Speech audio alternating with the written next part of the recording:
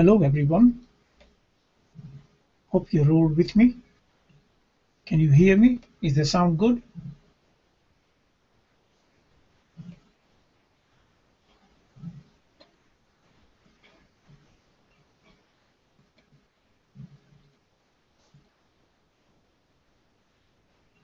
You can interact with me using the chat box in our TV under my chat, done the trading the waves. So if somebody could indicate to me if you're able to hear my sound, then I will proceed.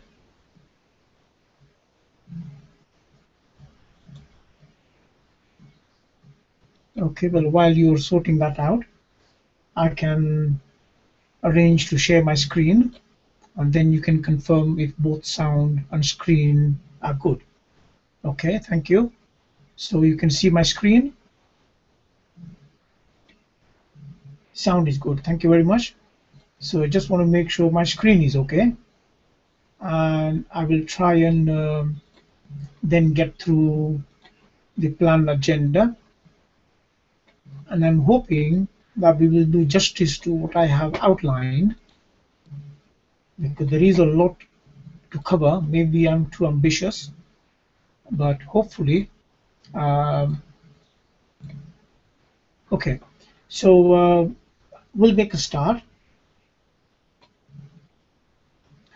And one of the things I wanted to just outline is, for example, in the material I posted in my chat on the TV, just remember a disclaimer and warning that whatever I'm presenting in this session, it's based on my understanding and my analysis, and it will remain mine at all times. None of you should be looking to trade based on what I'm presenting, but rather you should try and ascertain for yourself whether what you are analyzing is going to be working for you, and trade based on that, and exercise your money management. So I will not take any responsibilities, but the whole uh, intention of presenting this is to show you how I approach, and when not to have strong bias, and to accept that things will happen which are out of your expectation. I'm not talking about big events, but even in minor instances where you are anticipating something that might not turn and something else will happen. So you will then need to be adaptive to that and take that into account as you continue to monitor the price progression, and in terms of how this affects your trade. So it should always be something based on your trade and not what I'm presenting. However, I'm hoping that what I will present will help you to put some kind of a structure. Whether you follow Elliott wave or not, it doesn't matter, because there are many excellent analysts who are able to carry out analysis and trade profitably without necessarily following Elliott wave. But Elliott wave for me is a cornerstone. That doesn't mean that Elliott wave will always take prominence. There are times when Elliott wave is secondary because either the patterns are not clear.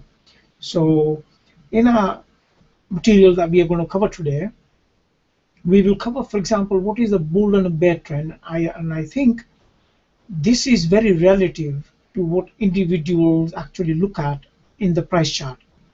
For example, if I am looking at a daily or a weekly chart, then for me, bear and bull trend would be completely different to somebody who's focusing on 5 minute and 1 minute. And it's quite possible that on a 5 and 1 minute, or even on a 10 and 15 minute, you could have a very significant relative bull trend. And when I'm looking at it on a daily, it might be nothing but just a noise. It might be just a retracement. So I think it's important to understand what that bear and bull trend is, because it is my feeling and my perception that there are a lot of arguments and a lot of heated comments being made at times, simply because people are looking at a particular price action from different perspectives. So some who will be biased with a bull trend will not tolerate anybody putting any comments which seem to suggest that this might be just a retracement. So when you are looking at that, I think you do need to realize that these are relative to what individuals are actually looking at. Whatever trends are in progress is relative to the time frame that you're looking at. And let me just very quickly show you what I mean without spending too much time on that. So this is my blank chart here, and when you look at this one, it is not deniable, or possible to deny rather, that this particular move up here was a bullish trend. But that bullish trend is only a bullish trend if, for example, somebody is using whatever time frame but is only looking at that, then it is definitely a bullish trend. But if somebody was looking at a different area, like this one, for example, right, then it's no longer necessarily a bullish trend, because the price have made a significant trouble to the downside, and what we have might turn into a bull trend, but at the moment it might be just a retracement. So if somebody is looking at this chart, whatever has happened here might not appear. No, I'm not saying it is not. I'm saying it might not appear. Okay, so somebody like me, for example, looking at this entire chart might think, okay, so I have this move from the January high down to here, and that's a bearish move. So what are we having might be a new trend developing, but so far it might only appear as possibly a retracement, and there is no way of ascertaining just off the bat which one it is going to be. So if somebody want to continue to insist that in fact we are in a big bullish trend like this here, then that is entirely possible. One cannot completely rule it out. Look, you might say in a nice clean up channel, so we are in a big bullish trend. But even within this bullish trend, there will be times when somebody focusing on a minor, this is the daily chart, if somebody is focusing on a minor, maybe say hourly chart or 15-minute chart, and you get a move from here back towards the down here, to them that would be bearish move. But somebody looking at a daily chart and consider this to be an uptrend, whatever happens here, as long as it remains above this bottom rising line of the trend channel, we'll assume that that is just going to be a retracement, and then it is going to revert back to the upside. So in that particular process, bull and bear trends are relative, and one cannot make massive amount of money by focusing on a 5-minute, because whilst many may want to scalp and trade on 5 minutes, you do really need to have a general framework, general picture of what's happening elsewhere. And then, like everybody says, and it's not nothing new, if I restate it by saying, if you ideally try and trade in the direction of the larger trend, whether that larger trend is an hourly or a 4-hourly or a daily, if you trade in the direction of a larger trend, then hopefully your scalp trade could turn into a swing trade. Okay, and maybe you would have more success that way. Less likely for your stops to be taken out. And also, if the prices go against you for a short while, you do know that the larger trend will re-exert. So providing your position is such that you can manage and not be completely sunk by adverse drawdown on your account, then hopefully the adverse excursion of the price will not be something that should panic you, because the larger trend will re-exert, even though it may mean maybe for a few hours or a day or two even you go to sit with the price going against you. So a larger trend analysis is important, and then within that you identify what time period you want to trade, and then trade whatever appears to be either an upswing or a downswing in relative terms. Okay, and then it will be pointless for anybody to say, where are all the bulls hiding, or where are all the bears disappeared? Because when they make that statement, they will be making that statement when this price is going up, and there is no market at all which in a bullish or a bearish market simply just go straight up in a bull or straight down in a bear. It never happens. You know that. Even within its uptrend, you will continue to have cycle which move like so.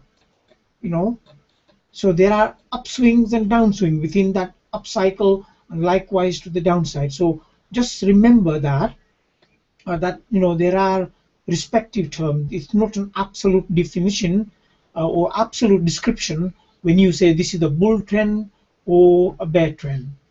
Okay, so that is one point I think I wanted to make clear. Then just quickly to outline the agenda is that we will briefly comment on many individuals focus on which particular exchange has the highest volume and which exchange matters.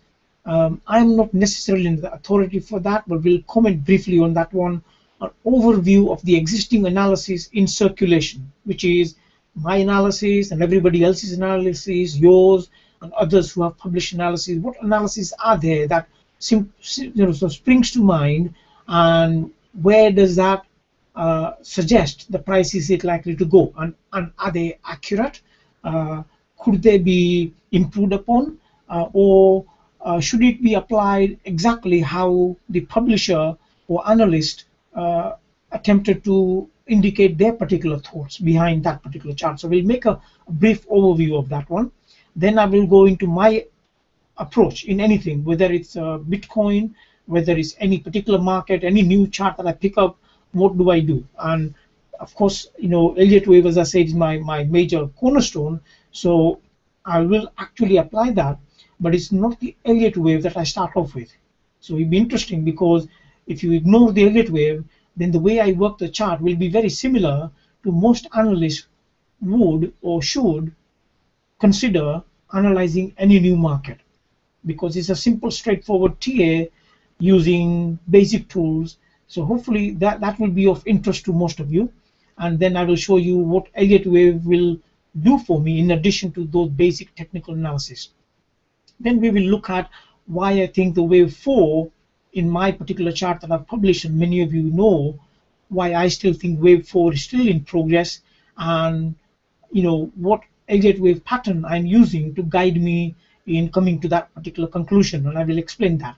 And then in that progression, where are we? Where are we in this whole stream of time and general map? Where are we? I think that we are in one of these patterns, which is either a running flat or an expanded flat, and I will try and explain which of the two is likely and what are the two differences between them. And then basically coming down to focusing on where I think the low is likely to form, what should we be looking at along the way, and what evidence might perhaps convince us that possible low is in place or is very close and likely to form. Okay, so let's begin. So we will go into, so we've covered point 1 already. We'll go into brief description of the material already available, and if you just excuse me a second, I will just bring up my screen on the other one, so when you interact on the other screen, I will be able to focus on the question that you may put to me. Okay, so I'm just restoring that, and I'll carry on letting that work. So let me just first of all take you to somebody else's analysis, and this particular chart some of you might have seen, and it is approaching an Elliot wave, and he is going back to, I think, September 2013, as you can see here, September 2013, and he's making an assumption that is coming from the bottom, and he's making wave 1, then he's at the wave 2, then he thinks this is wave 3, and then what has happened in this area, he feels is wave 4, and then he goes up to there as wave 5. So for him, it appears that this normal number 5-wave cycle is complete in November, and therefore he's put in a higher degree of Roman numeral larger wave 1, and he feels we are in a correction mode of larger wave 2. Now, is that the way an Elliot wave analyst would analyze? I'm sure this particular analyst has his approach. I don't know, for example, whether he's used the tools currently available on a trading view, or whether he's applied these by himself. I think he's applied these manually. So there is a problem with this particular way of analysis, because if he is posting this chart and he's saying that larger cycle degree wave 1 is finished, then according to him we are in larger cycle wave 2. That larger cycle wave 2, based on his chart, yes, could finish here. It could even come down a lot further. You know, it could actually retrace 90%. Any cycle waves, when you go to one complete cycle, then the wave 2 can often form a low. Typically 61.8%, 78% are typical, but it is not impossible for the low to form where it has retraced nearly 90%, or even 99% would still conform to Elliott wave. So according to him, you know, we should be coming down anywhere around here, 40, 50 or 20, or it could get down into very low level here. Okay, now my objection as an Elliott wave analyst is that he is assuming we are going in some kind of a megaphone pattern here, and a megaphone pattern is unlikely to form on wave 5 completing, and he is still following the basic concept. And the reason why he's following this basic uptrend line as a basic support is probably thinking we had a low here, we had a low there, we got a spike low, we got this spike low, which is a rogue price, or something somebody was explaining to me that, you know, not a lot of selling actually took place, but the price did plunge all the way there. And I am in two minds whether I should dismiss that price or whether I should take that price into account. But I think regardless of that, we should come to a fairly good conclusion once I have explained to you how I approach it. But this particular analysis, I think, is flawed. Whoever is the analyst can take an issue with me, and I will be happy to debate that, but I think his labels are completely flawed. He will find that this major cycle wave 1 would not be correct, because based on Elliott wave, the cycle wave 3 must have highest momentum. So if you look at whatever indicator is put on here, he's got some kind of a MACD and Bollinger Band and everything else, but at least one of them is a MACD. So assuming out of all of these, one of them is a MACD, then MACD high lines up with this point. That means the momentum on a MACD was the highest at that point. So this cannot be highest momentum on wave 5. Not impossible, but it is unlikely to have a highest momentum on wave 5. It should have been on wave 3. And therefore, we should have seen a divergence, i.e. we should see high on momentum at a high wave 3, and then the momentum drops down, and then we get a new high on price, we should get a divergence in the momentum. So I see at two levels, his labels are wrong. One, we should not be getting this megaphone development. If he gets a megaphone development, he's talking about 1, 2, 3, 4, and 5 as a megaphone pattern. Megaphone pattern comes at a major cycle top, not in this sort of form. And if you want to know what that kind of cycle top is likely to be, let me just show you on one of my historical charts on Dow Jones. This particular chart here, for example, is a chart that I produced back in September 2012 explaining megaphone pattern. And that megaphone pattern, I won't go into great detail, but you see we have been rising. The Dow Jones been rising ever since the Wall Street crash. You know that. So from 1929, Dow Jones been riding all the way right up to where I was thinking the major top is going to be in 17,000 when I plotted this particular chart, and you see it was 16th of September 2012 when I charted that. So this kind of a megaphone pattern which he is trying to illustrate on this chart should happen not at the beginning of the cycle. It should happen at a major cycle top. That would suggest, according to him, is that we have been rising for decades to come to this particular outline of his expectation. Okay, so when he is looking at this chart of a megaphone pattern, it is assuming that he is expecting or assuming that the price of Bitcoin has been rising for decades, and now we are coming into a focus where we have a potential megaphone pattern completing.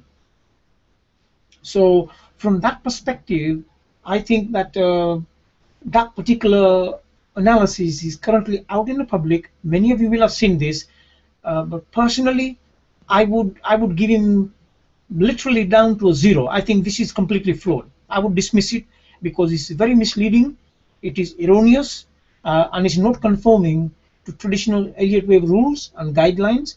And his approach, I think, is completely wrong. So whatever he's counting here is not quite correct. So if he's correct in his labels 1, 2, 3, 4, and 5, if he's correct in that one, then applying this larger wave 1 is where he is going wrong. That larger wave 1 should be something different and not a complete larger wave cycle 1 looking for cycle 2. That's where he is wrong. Okay, so I will now leave that.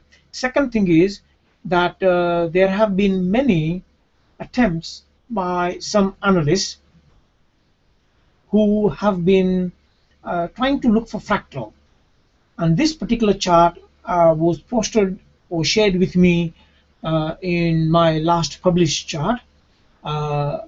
Forget the name of the analyst, but he has also brought it to attention of the most visitors on the trading view, and people are beginning to look at this particular chart as the one having some degree of credence. I'm not saying it's wrong, but what I would make observation on or comment on is that when you look at this chart showing 3 different charts, one from November 2012, the other one from November 2013, and then the third one from June 2014, he is looking at 3 different years and it's 3 different parts of the cycle. And if I was to take you back to my blank chart and show you what I mean, is this particular chart. So if I take all of this away and just focus on, and I will actually take you onto a weekly chart.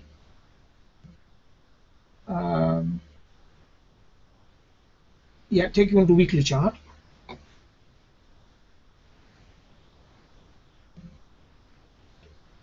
Okay, so on this particular chart, he was looking at a possible price action that happened in this area. Then again, I think in this area, no, I think it was this area. Okay, and he's now looking at that one there. So I think this is what he's looking at. He's looking at price action that took place. Let me just get back to the price action in November 2012, August 2013, and then June. So let me go back to that one. So November 2012, which is back over here, then August 2013, and then now. So he is looking at a possible swings that happen, and they may begin to look very similar.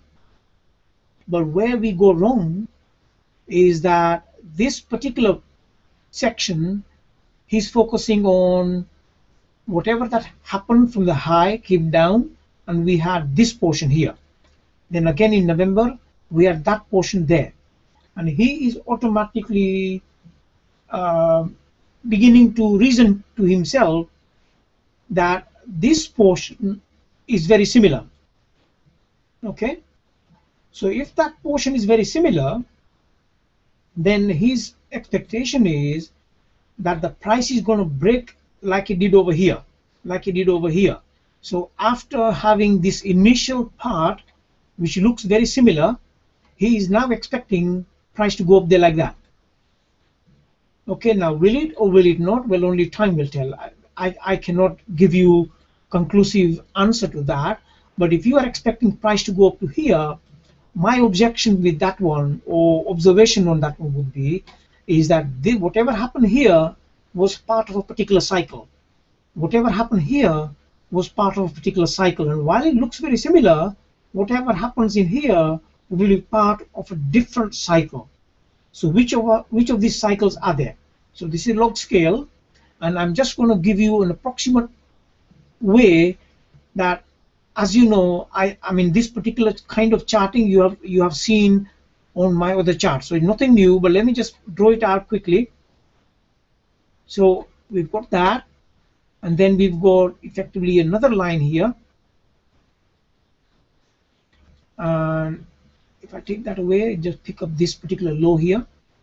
Okay, so we've had that. So, and if I was to now put this parallel line over the top, didn't do it. Okay, so that's going to be wrong. What I'm going to do is put a parallel trend channel to actually achieve that. So I'm going to do this, then draw a line.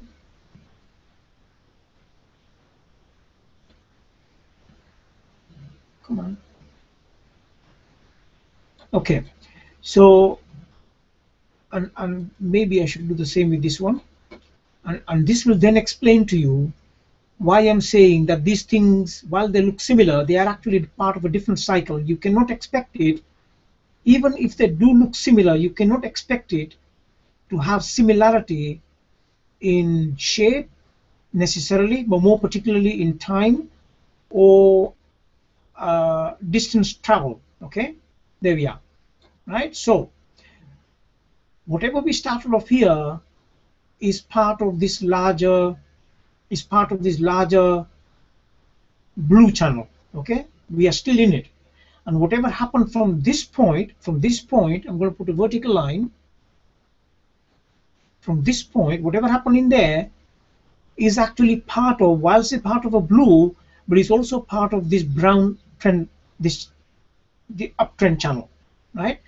And my feeling is that we have finished this particular brown channel. We have finished. Okay, so we started off from here, or maybe more accurately actually started off from there, but it doesn't really matter. Okay, so we are in this blue brown channel.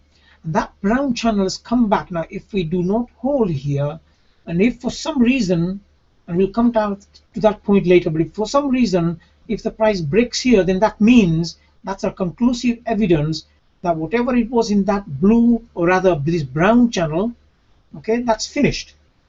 So if the brown channel is finished, then chances are that this one was part of that cycle, this one is also part of that cycle, but then what we've got here is not part of the cycle, because that cycle finished here, that cycle finished there. Okay, so when it finished in that area, then really we should be looking for something different happening in this area, and you cannot relate to this being symmetrical and having some kind of a fractal with what happened here, because when I'm going up on this one, my view would be is that we have probably had something along the line of wave 1, wave 2, wave 3, wave 4, and wave 5. Okay, so in some way, if you thought that this one here has some symmetry to that, maybe you can accept that because it's part of the same cycle, although it's a different stage, but maybe you can accept that. I personally wouldn't, but you know, if somebody wants to do that, it's possible.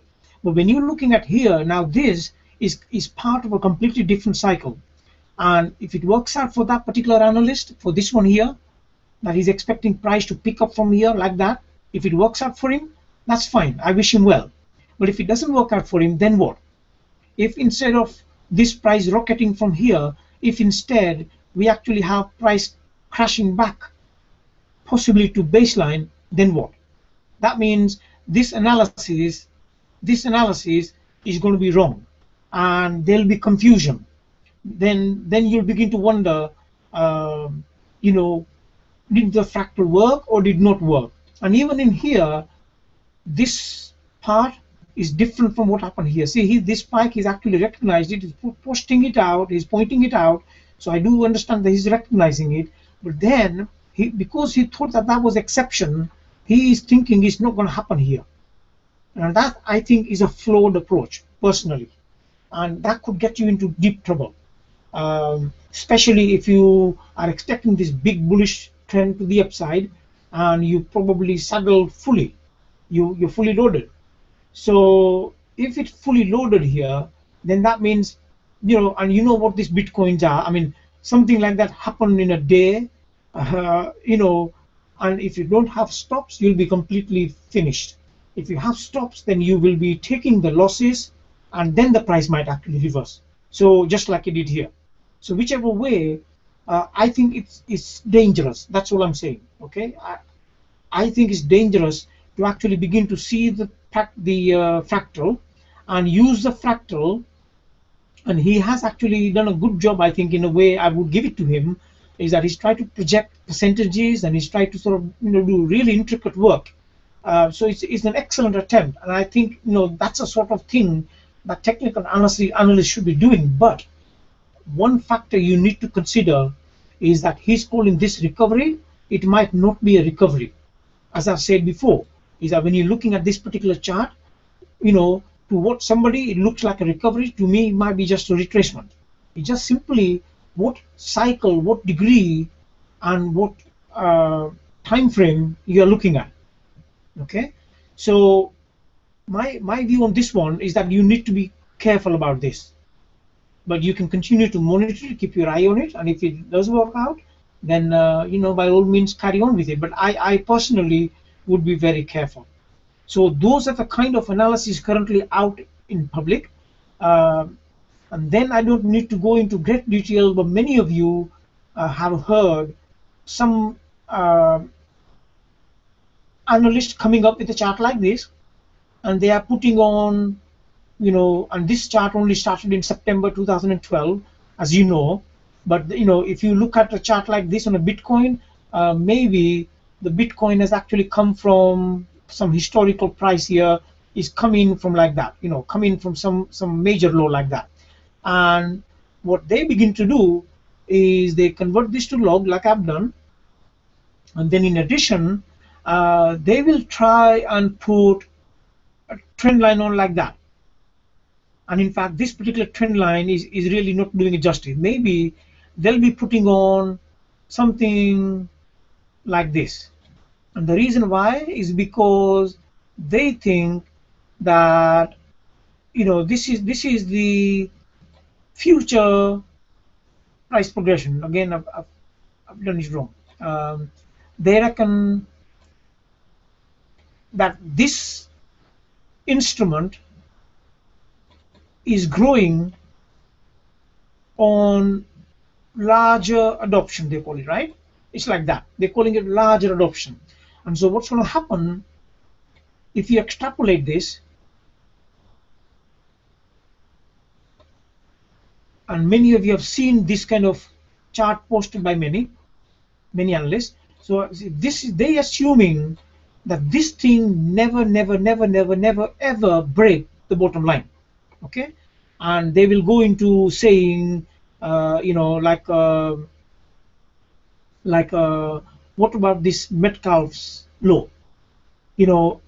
Price carries on, almost logarithmic, endless, never ends, and thing is growing adoption, growing awareness, growing everything, literally aiming to the moon, and it is never ever going to come down. And that actually ignores a very important element. Even though the whole principle of applying Metcalfe's law might well be applicable, but even within this, you do know that you never had, when this trend line was going up there, I could have drawn this, and I could have said, that's Metcalfe's law. Well, it should have carried on, keeping that trend line, but it never did. It broke below, came back to here. Then again, I had another one starting off something like that. So, in this general uptrend, just like these minor uptrend channels were broken, how do you know that this particular rising trend channel might not be part of even a bigger trend channel that might be developing that we don't even have an idea of, and that might be looking more like this. Uh, it might be looking more like that, for example. Okay, and I'm going to change the color of that one so you can see what I'm trying to talk about. Okay, so say this is a big bullish trend that started somewhere, I don't know, maybe 2010, 2011, or maybe even 2008. I have no idea. Okay, it doesn't matter, not important. But you know, how do you know that what we've seen here, for example, how do we know that just like this trend was part of that? Let me actually change the color of this one to say magenta to try and highlight. Okay, so we had this minor uptrend channels broken, and we remain generally in the magenta trend channel. But how do we know that once the magenta trend channel is finished, maybe we are part of a bigger rising uptrend channel? And maybe what might actually happen, and Metcalfe law still applying, you know, not dismiss, but what might happen is supposing this one drops down to here, okay, then it begins to build another cycles of highs, lows, and carries on like that until we come to the point where we hit this blue line, and then that cycle, which is right from the beginning running on that blue, might finish, and then the whole bit might actually be part of even bigger cycle, you know. So you see what I'm trying to say. You know, each of these things, when you talk about fractal, they look very similar simply because they're part of the cycle.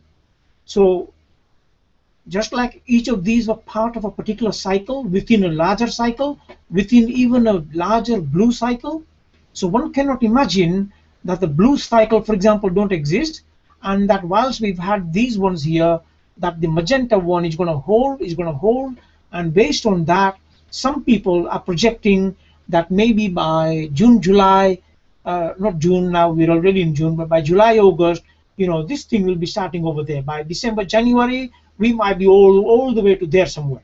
And by maybe next year this time, this will literally be aiming to the moon. Why? Because they're following that price is never ever going to come out of this trend channel, and that I think is completely flawed, not logical, and that is blinkered and very biased view. It does not conform to even what they have evidence here. Even within here, you have had a series of upswings and downswings. Some of them larger, some of them smaller, but you know, nevertheless, you know, say for example, so you've got a swing here, and this one down, and this one, and that one, and then this very big one, and again relatively small, another larger one, you know. So they forget that even within that there are significant swings, and each of those swings based on the Elliott wave, they form part of a particular cycle. So whilst we remain in that cycle, I agree, maybe this magenta trend line will hold. But if we were to breach this magenta trend line, then you can be rest assured that what we have now is magenta trend line, magenta channel, whatever cycle was in there is completely finished. We are now possibly in even bigger cycle. And that is the point I'm trying to make, is that you do need to focus on what cycle are we on. And other than Elliott wave, in my mind, there is nothing that will give you guidance about possibly this magenta cycle at some point coming to an end and then becoming part of a much larger cycle and having a much larger correction. When you get a pond and you throw a ripple, or throw a pebble rather, you'll start off with a small circle, larger circle, and each of the circles will have a ripple which correspond to the size of the circle. But as it then begins to fade away, become bigger and bigger circle, some of the ripples lack the momentum and lack the dynamics of what was earlier on. And basically, that's what Elliott wave is all about, and it's recognizing each of these segments of move within a particular cycle. So my approach would be is that, you know, you do look for fractal, but it is completely misapplied in the way that this particular author is trying to apply.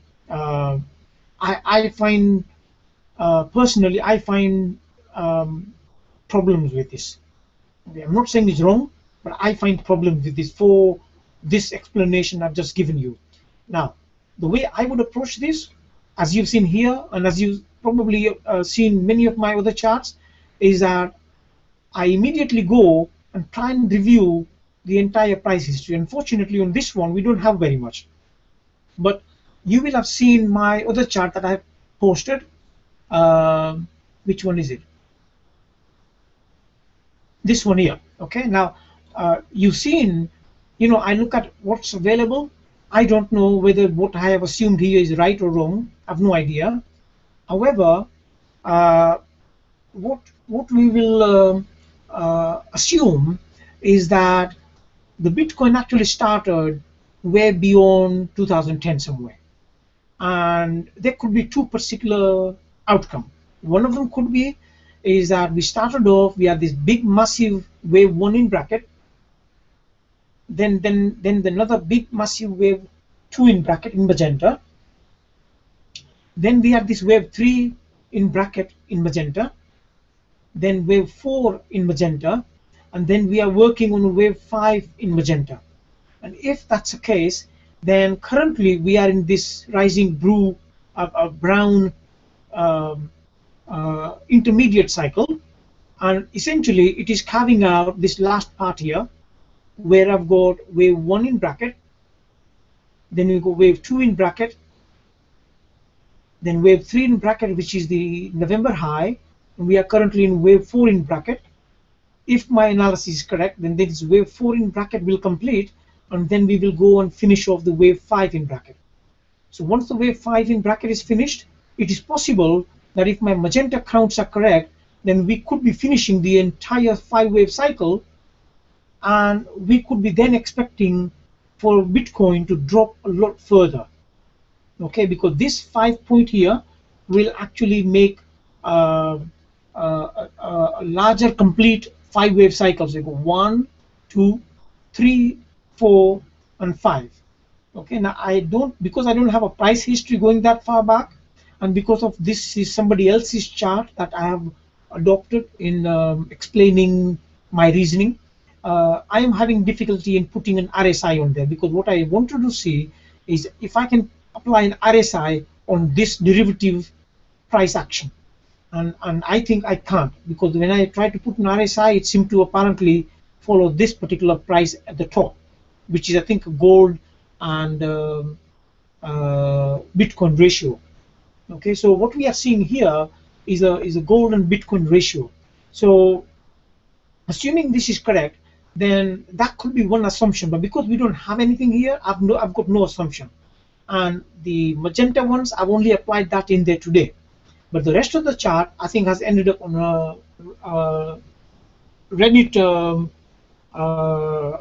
website, and I was surprised really. But anyway, somebody's obviously posted it there. Hopefully, it might guide some few people. But whatever it is, I'm not too much bothered about this magenta 3 or magenta 4. I'm assuming that I've got a good handle on this being the top of some significant cycle.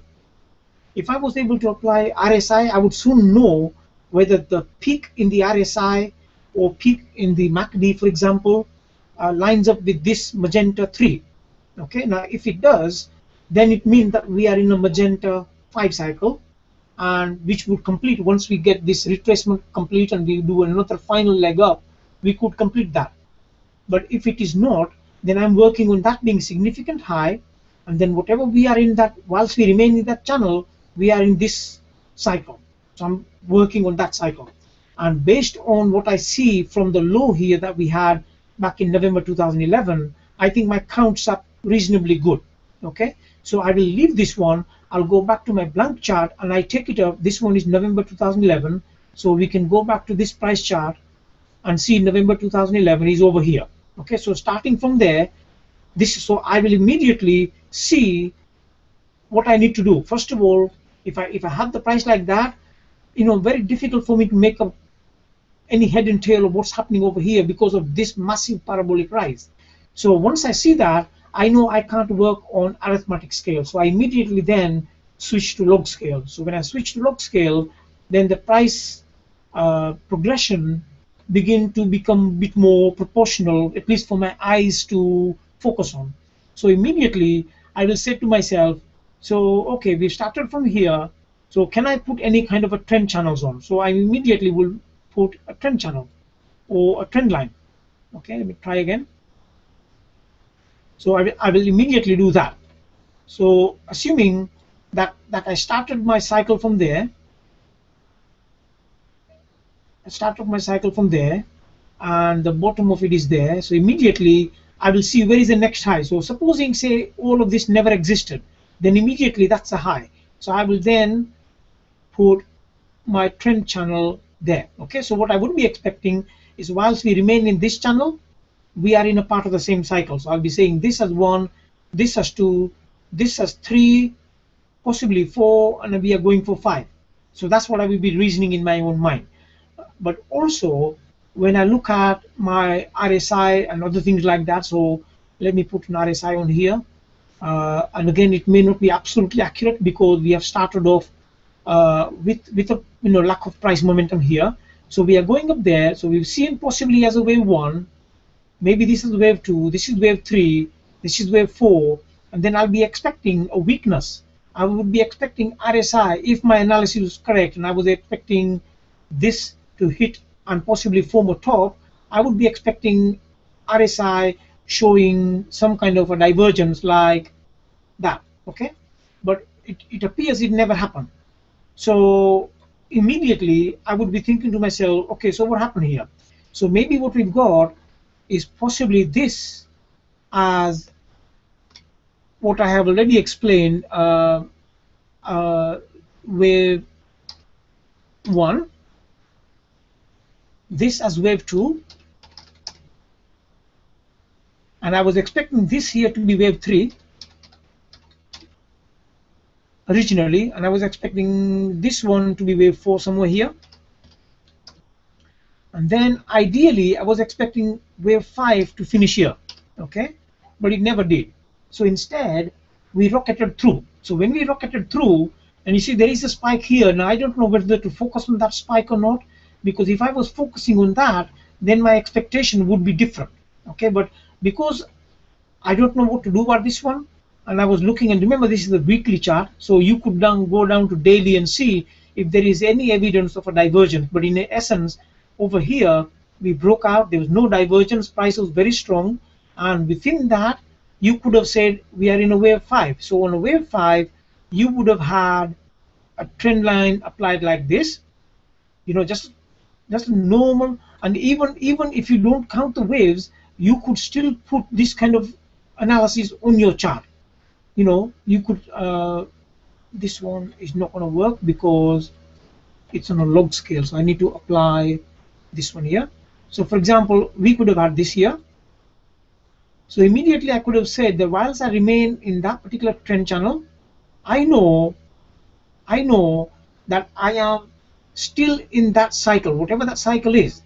Okay, so it appears now that that cycle carried on, it overshot the price trend channel and then came back and collapsed.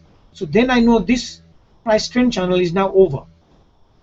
So during that particular time I was expecting a wave 5, but now I know that this is not a wave 5, so I would now have to adjust my counts.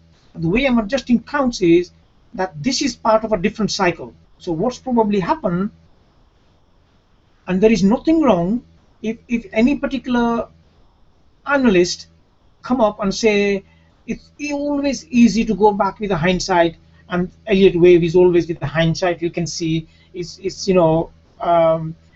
it never tells you where the price is going. I think if anybody approaches or have that kind of objection, I would say that they are either ignorant, to be very blunt, or to put it very politely, I think they are misinformed, because I have not come across any form of analysis where an analyst does not need to adjust his analysis or redraw the trend lines or redraw the fibs or redraw whatever.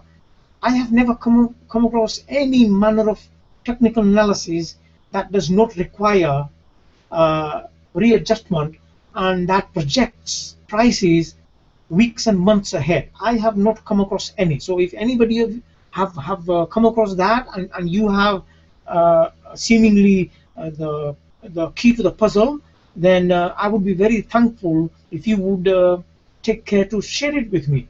But I have not come across any, so I would not class myself as hopeless analyst or completely wrong, or like some people have told me, you don't know and you don't understand, and this is not stocks, and you don't understand Bitcoin. Bitcoin follows Metcalfe law.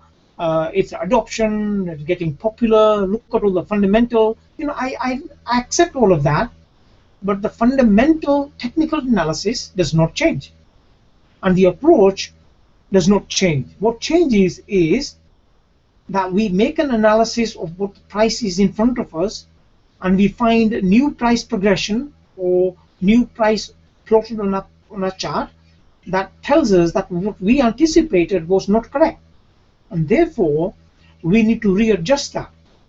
So I will have drawn, once I had this spike here, I could have drawn this trend channel immediately. Okay, I did not go up to there. All I needed was this low. Once I knew that this one went above my line, I would have thought to myself, what is it? And for a time I could have well been confused, or I might have immediately clued on that if this is now broken with a strength rather than find a weakness, then maybe I don't have this as 1, 2, 3, 4, and 5, because I need to work with that. But now immediately I would have said that maybe this is 1, this is 2, but then this is not wave 3, it's a part of a larger cycle, and it should have a 5 waves. So immediately I would have taken that and put it somewhere higher up. And then this wave 4 can't be applied here, that should go somewhere over there.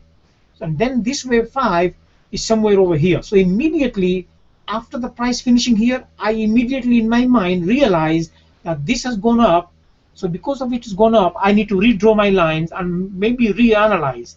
So what I have reanalyzed here is, while this is wave 1, larger degree wave 1, this is larger wave degree 2, it still probably stands, but then we are in a cycle wave 3, and possibly we've actually got very clear minor wave 1, minor wave 2, minor wave 3, minor wave 4, and we have now finished minor wave 5.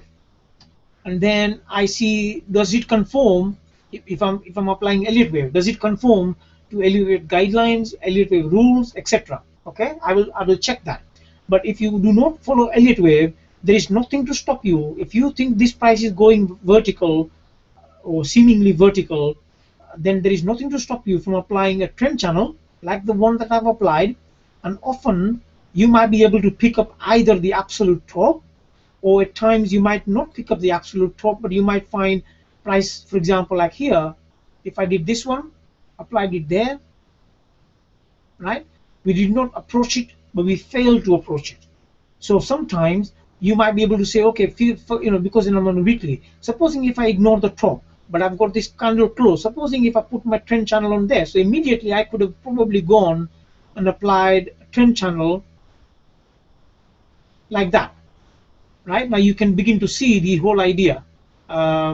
If you can, on this trading view, it's difficult for me to put a parallel line on without it twisting, because once you start moving it, it sort of goes like that. Okay, but the point I'm trying to make is, if you were applying a trend channel, maybe it was like this here.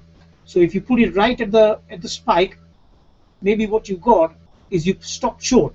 But see this close of a candle, that could be a secondary. So sometimes I put double lines there to say maybe it's a zone, because it's not an absolute. None of this trend line will be absolute. Sometimes price projects, makes a spike low, and then continues higher, right? So it's not an absolute, but none of the things are absolute. So if somebody, again, that's another point, is that somebody says to me, well, if it can't, look at your target, you said it's going to turn back at 575 and it went to 675, your analysis is flawed, Elliot wave don't work. Then as I would go back and say, if you've got a different way that gives you an absolute target before you get there, weeks before you get there, and you don't need to adjust them, please do share it with me. However, if you accept that there's a zone, then within that zone there's a lot of things can be hidden. Difference between the zone is, this one is 995, and this one is nearly 1500. It's a big zone, right? So you should not get hooked up on the fact that it should be an absolute, because everything you're looking for probability, you are casting a big brush kind of analysis, and then if this particular thing holds, you'll go down to a smaller time frame and try and refine it so that you are not out by like a $500-600, right? But you would do that. So now you can see that immediately from this area I rectified, and I would have known that this is the minor wave 1 and it's not really this big wave 3, and in which case this one is a minor wave 2, so I'm expecting a big wave 3 up there. So it's actually been wave 3, big wave 3 up there, and then a retracement at some point coming back to the baseline. And often the other thing you notice is, see, once it broke above, came back, and then it found that as a support, found that support on this spike, support on there, support on there. So I could actually leave that one intact, because if the price comes back, it's quite possible, I have no guarantee, but because it's in a part of the same cycle, it could come back to that and then head up. Okay, but at some point this channel will fail, because we will have completed larger 5-wave up like that I'm showing you here. So once we've done this one, then this is a part of a wave, larger wave 5 finishing, so the whole cycle will be finished, and then we might find subsequent price action come back and fold through all the uptrend channels, because it then is a part of a much larger cycle like that, and we would not know where that is until we find a new low being formed. Whenever, then we can draw a trend line again from the low and back to the next higher low to see what part of the cycle it is. So that's the way I approach my analysis. Once I've done that, I can then go back down to maybe say daily chart. That was the weekly, go down to daily. Oh, just back to the weekly. And on this weekly, I was saying about Elliot wave rules. Elliot wave rule says that we should see a weakness in wave 5 of a particular cycle, and that you can detect from both ways. You can detect by saying, if this was a higher trend line, we punched it, but here we failed to punch it. That would be a visual confirmation that whatever that was in here, no matter how it went, it doesn't have the same power that this particular move had. Okay, so we should see then that confirm on RSI. If you look at it on RSI, we have not a massive, but we do have a momentum divergence. Okay, so Elliot wave says that on wave 3 and wave 5 there should be momentum divergence. So we've got momentum divergence. Counting that particular cycle, none of the waves overlap, which is quite correct. And then we had a wave 5 formed, and you can see that this was 1, 2, 3, 4, and 5, and you do not have to put on special microscopic glasses on, or some special magnifying thing like some people try and do, and try and look at one last candle and see if everything confirms. But this one tells you it's a clear 5, so you can't argue against that. So if that is a 5-wave up, then whoever is following this has to accept that that big cycle wave 3 is finished, so this cycle is now complete.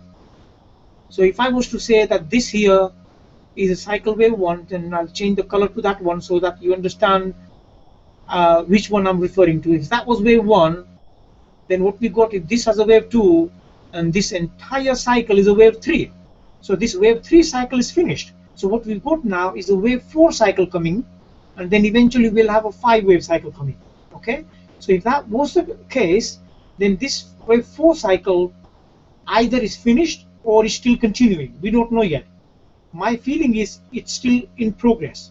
Okay, but somebody might say it's finished, because look, we had that kind of low here, we've got a low here, it's finished. We've got 1, 2, 3 drive down, is finished. So some people who are very, very eager for a bottom to form will begin to reason it like that, and will begin to conclude that the bottom is already in. But I don't think that that is the case. So from our outline, I've explained to you what existing analyses are out there, and I think some of them, whilst they're well attempted, I think are misapplied, including Fractal and some Elliot wave analysts producing those charts. I've showed you how by start off from the largest time frame look at the entire price history, then begin to go down and focus on something smaller. So we've gone through that. So we're basically now looking at this wave 4. Okay, so this wave 4 is still in progress. Now, why do I say that? Well, one reason is that, first of all, this particular cycle, which I've identified, and I'll put it in a magenta, this particular cycle is finished in my mind. So we are now coming back to retrace wave 4, and therefore somewhere where we will need a wave 4 low. Elliot wave guideline says, this is guideline, not a rule. Elliot wave guideline says that when the cycle finishes, then the retracement often comes back to the wave 4 of 1 cycle degree lower. So if this is a higher cycle degree, then the 1 cycle degree lower is this one, because this was wave 3, wave 4, and wave 5. So that was the cycle degree lower. So we could potentially come up that. So if you simply did nothing else and you just eyeballed it, then it is possible that that's where we could come. So if I'm going to put my horizontal line up there, because I think that's where the wave 4 bottom was, then potentially that's where it could come. So if somebody begins to start, you know, taking their daggers out and start pointing at me and say, you know, what do you know about technical analysis? What do you know about Bitcoin? You don't know. And, you know, it's a different kind of a thing. You know, all the negatives are gone. Now we're in a positive and all that kind of thing. So essentially, we have the low. But my mind, we do not have the low. Reason why we do not have the low, I will explain in a moment. But if people were, you know, almost following this particular thing, then they will be now severely tested at here. You can draw this trend channel in however where you want. You can even try and take that particular spike in, make a small adjustment, and you're still in. But my point is that if we fall below, then what? So everybody else who wants to take their daggers out, they have to ask themselves a question that just by showing disdain or some displeasure or some abhorrence for anybody asking for price to drop down even further, anybody doing that, they should ask themselves, what if it fails to go any higher? What then? What will they do? So naturally, they will have to readjust. But I am thinking, based on my view, we haven't seen the low. So we're going to go now and drill down into the reasons why I think we are still in this larger cycle degree wave 4, and we do not have the low. So if you just keep this in mind, and this one I'm going to make it thin, narrow it down so it just doesn't become very prominent.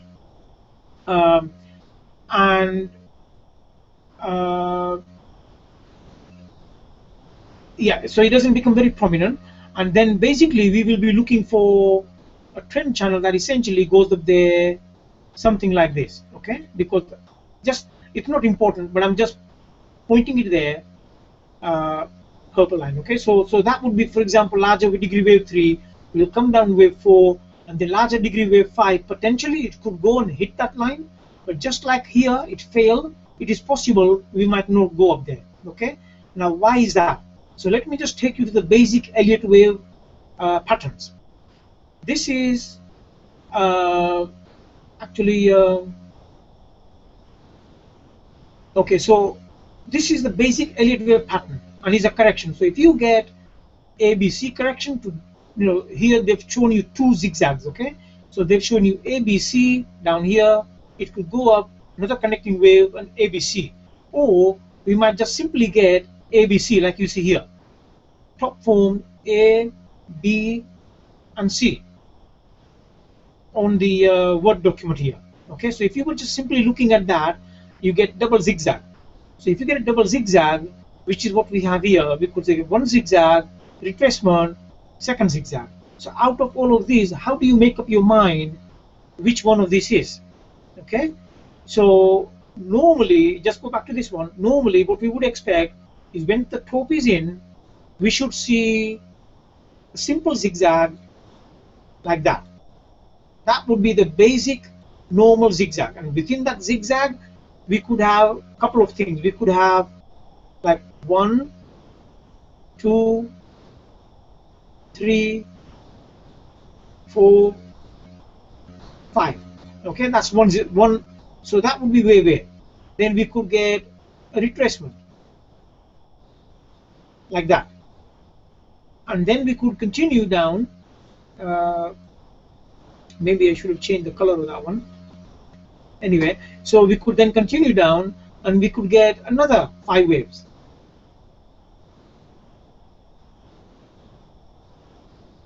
Like that. But in essence, what we've done is we had double zigzag. So that's the basic form of zigzag. The other form is that we get double zigzag. So in the double zigzag is you get this as a part of one. This becomes part of one. And there are no rules to tell you which. Okay, so that's one drawback. But it's a drawback, then everybody would have a trouble. It's not just the Elliot wave. Everybody would have a trouble. Okay, so you could get a double zigzag. So what you saw here, this here is part of one zigzag. Then we get an extension and we get another double zigzag there.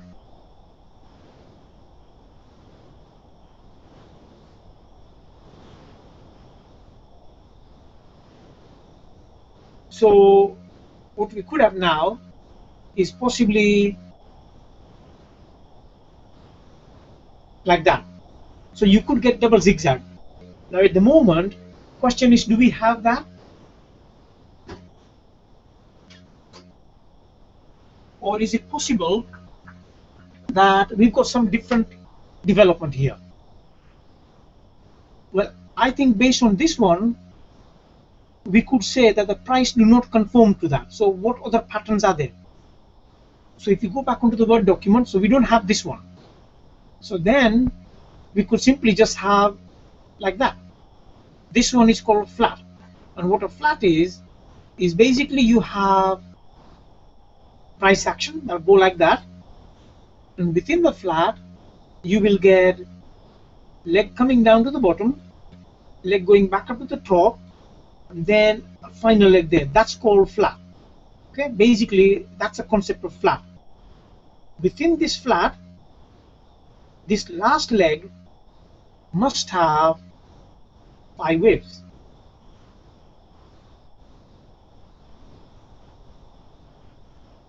Like that. So if it's a flat, it must have 5 waves. Now in the flat, in fact, let me just draw this one differently from the zigzag. So I'll keep this one that color. Okay. So basically what I'm saying is that this one here is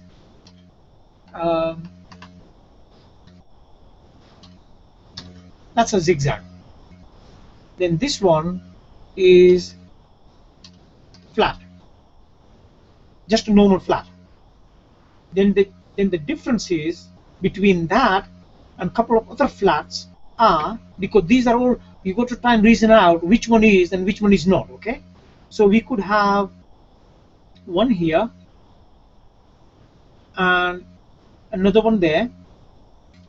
So this one will make it look magenta, and then this one we will make it look like it's one of these green.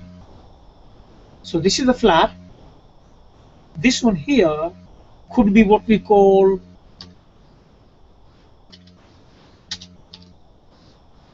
running flat, and then this one could be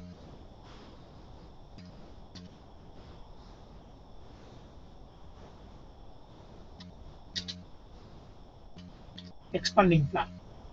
Okay, so we got these are different variations of flat. So this is basically what this Word document is saying, is that if you don't get a zigzag like the one we just looked at and we ruled it out, then maybe we've got some kind of a flat, either this normal flat, which is here, or we have this flat, which will be expanding flat. I'll draw it in a moment. Or we have running flat, which will be like this one here. So if it's a running flat, then what happens on a running flat is we get a very strong leg down, then we go back up, we come down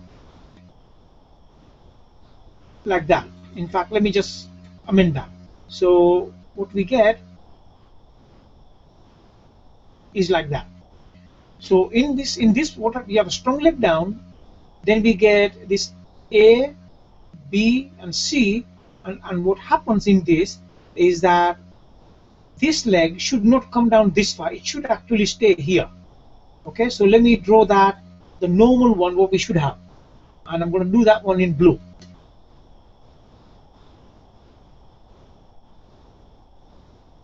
So the normal flat after this leg down, we should go like that, back down, like that, and then it should go down, right?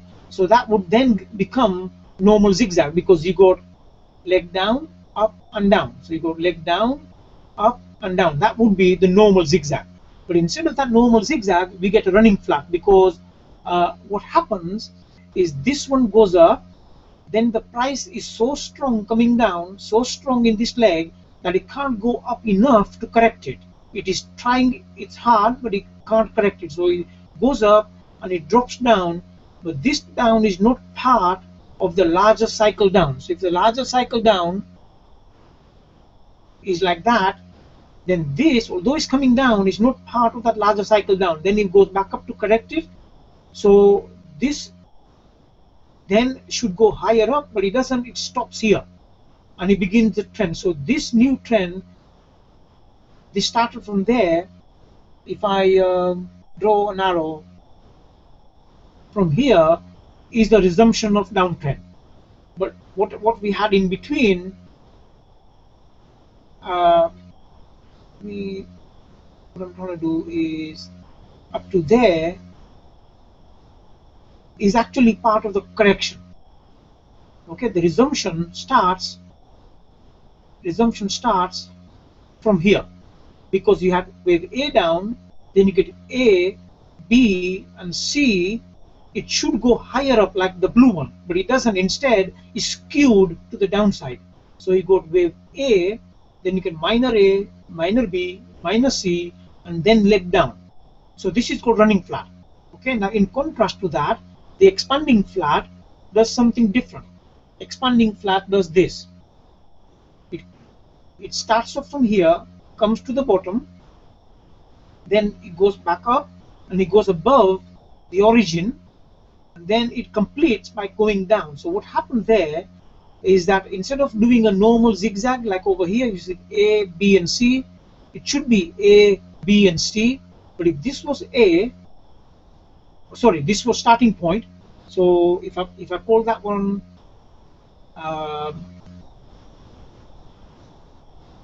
if I call that one starting point X, then we should be, this one should be B, sorry, it should be A, larger A. Then we should have this one here as a larger B, and then this should be larger C. Okay, so that should be the normal correction. So in this normal correction, what might have happened is price has traveled from the bottom. Price has traveled from the bottom like that. It done this big expanding correction, and then it's going to resume. But while it's in expanding correction, as you see, where we had the top, we had wave A down, and this wave A, wave B went beyond where the wave A actually started. So that's why it's called expanding, because it expands the horizontal range. So whilst it's expanding, you know, one can reason that that is a bullish move. Well, it is, but it's not bullish, because in my way of looking at it, this is the bullish move that actually came here. What we got is a correction. So while we're in a correction, we are in a bear market correction, regardless of the fact that we get move like this, which goes beyond and takes out the previous high.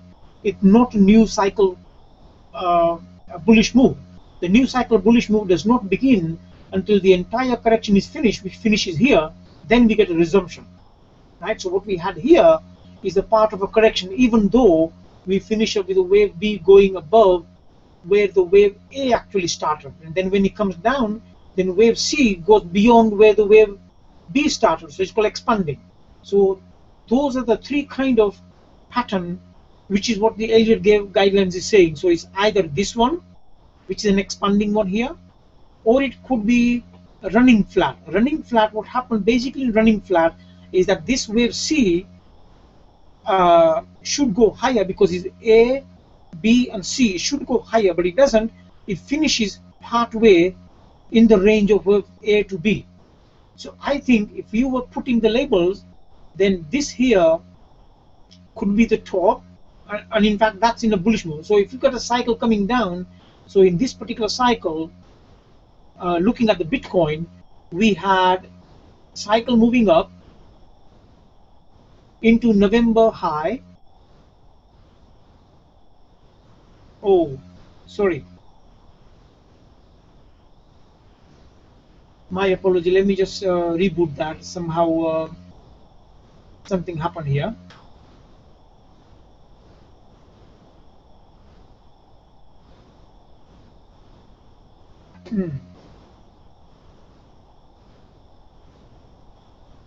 Strange. Just bear with me a second. Okay, page and reload.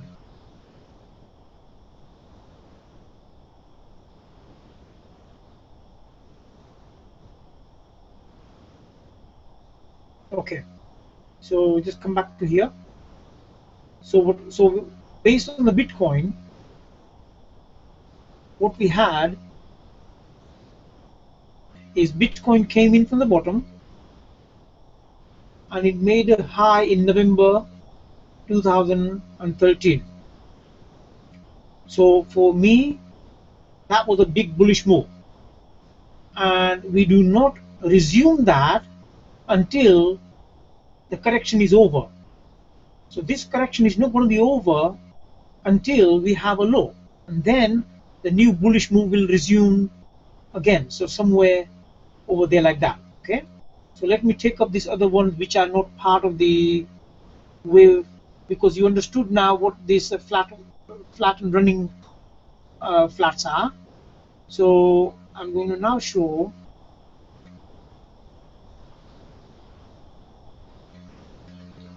okay, so we're going to finish up with a last cycle down somewhere there, and then this new bullish move starts. So while we remain in this box here, regardless of the fact that we're going to swing down or swing up, it doesn't matter. And actually, to make this one a bit more realistic, I'll try and just make it something that does look very similar. Never mind. I think we'll leave it at that. You will get the point. The point is that we had a cycle wave A down, then we retraced, and this retracement actually went higher. It actually went all the way to there, and then we had this second cycle down. We are trying to correct that.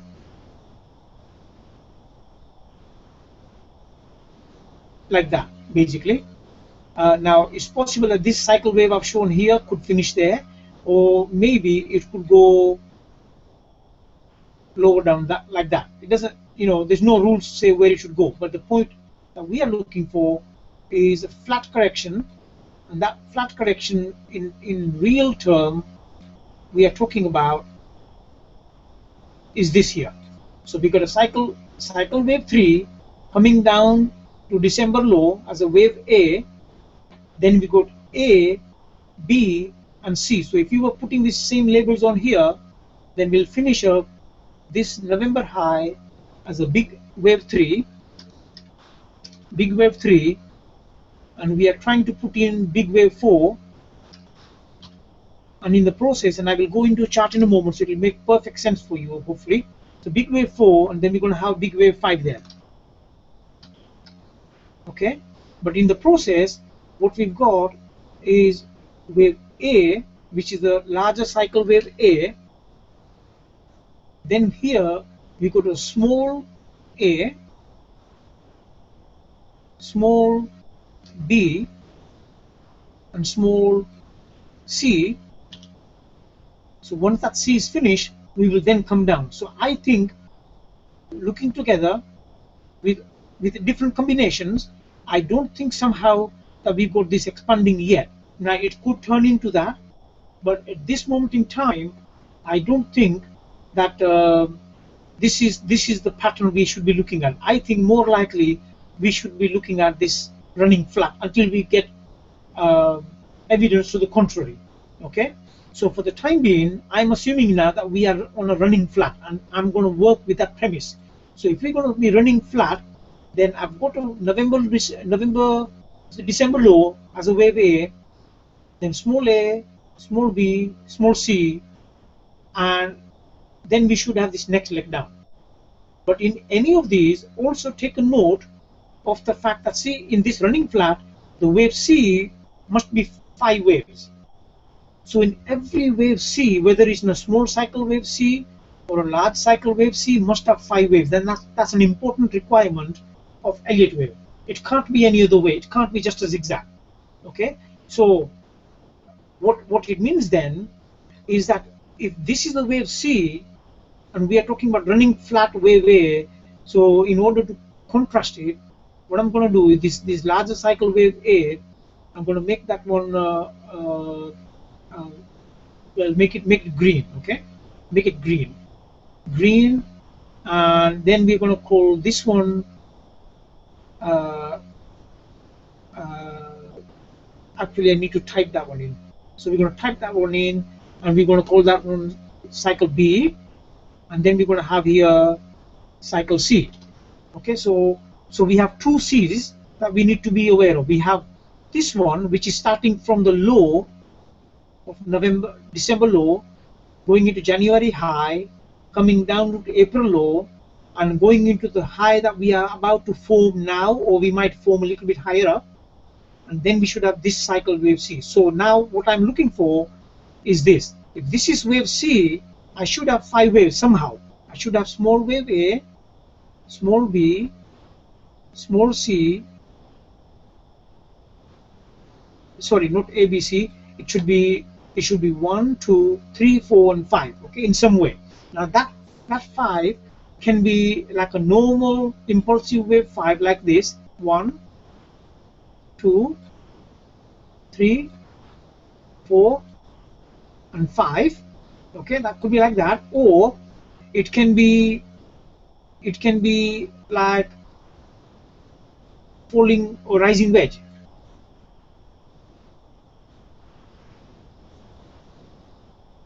Like that.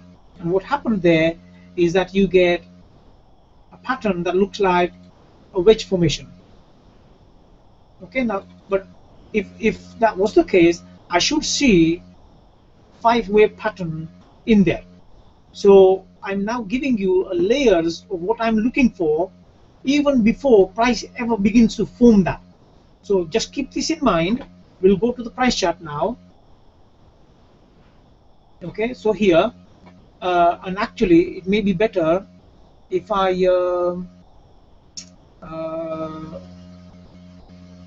okay, no, I'll leave it at that. I think I might get muddled up. So basically we what we have here is this part wave A down is this one here. Okay, that's from November high to December low. Then we had this wave A, wave B, and wave C, and I think what we got is just that. I'll do it in red to correspond with a schematic diagram.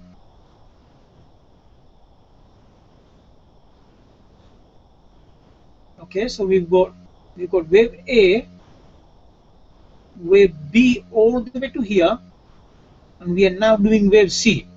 Now some analysts will disagree with that, but hopefully they will understand that whichever way you see wave C, so this is the wave C currently we are trying to form, but equally when we come to this next leg, wave C, it should also be 5 waves. So even within here I should see 5 waves. So this is the picture I'm drawing now. Here I should see 5 waves, and it should be fairly clear. It should not, and it should conform to all the rules. It should not be something that somebody needs to twist the lines to try and get the waves in there. It shouldn't be like that. So if this is the wave 5 I'm looking for, wave C, then what will happen is, check this away. So when we're coming down in this blue, we should see 5 waves in there. So we should see and it's going to get a bit complicated in there. But if you imagine here, it's going to be 5 waves in here.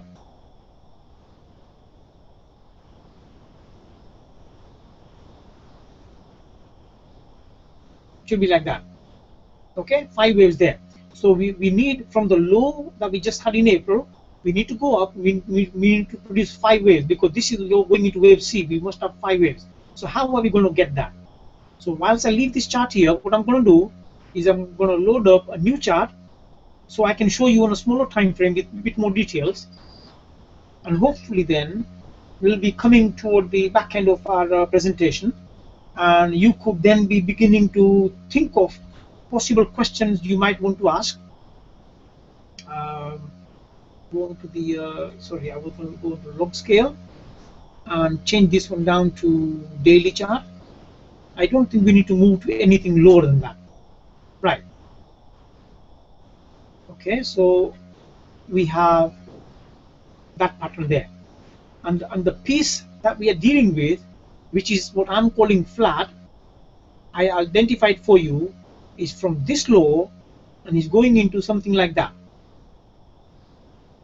Okay, because on the larger cycle, I am calling this one large cycle wave A. So what color should I use? Magenta. Big cycle wave A. And then I've got this one here, possibly somewhere here, as a big cycle wave B. Then I should see a big cycle wave C. So the middle part is the portion which is the flat, right? So the one that we are looking at, flat,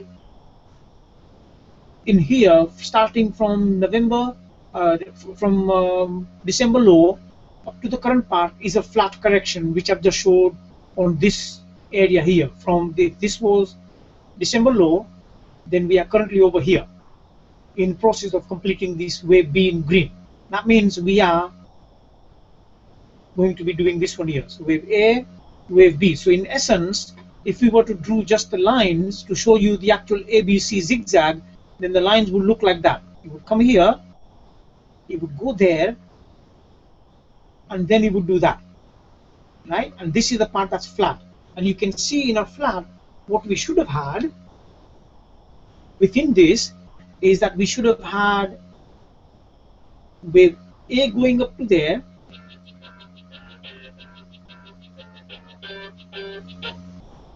we should go up to there, for example, change the color on that one to say magenta. So we should have wave A, then we should come down A, B, and C, right, for a wave B. Then we should go and do wave C, like that. So what this means is we should have had a wave A. I'll put a larger one in bracket. We should have had wave B in bracket, and then we should have wave C in bracket. Okay, and okay, so take that off. Right, so that's what we should be having. So we should normally have like that. So ideally, what we should have expected,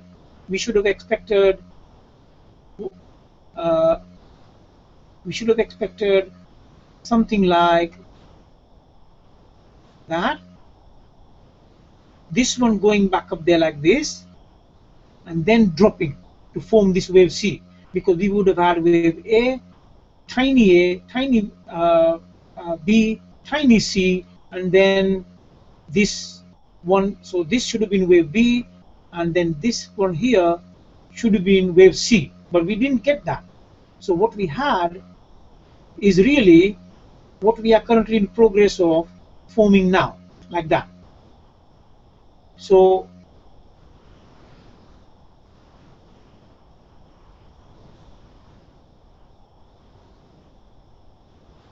this is exactly what we got. So what we got here, we got double zigzag, and that conforms to one of the pattern here, double zigzag.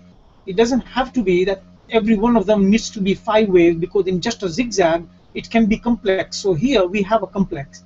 Now there are people who have tried to say this is the phi wave. So if that's a phi wave, I won't argue with them, in which case what I've got here is a very small a. If I put this one in a blue, very small a, small b, and small c. Okay, so if that is a wave c, then we'll run with that. So then this is what we got. So we've got wave in bracket, wave b in bracket, and within the wave b in bracket we've got a, b, and c. Okay, so that's a zigzag finished. Now we should have 5 waves to the upside. Well, at the moment we think, how are we going to get 5 waves in this, in all of this? So say for example, I'll take this line away because I don't know exactly where that line is going to. Okay, take this one away for the time being. Okay, so we're going to get 5 waves in there. How are we going to get 5 waves?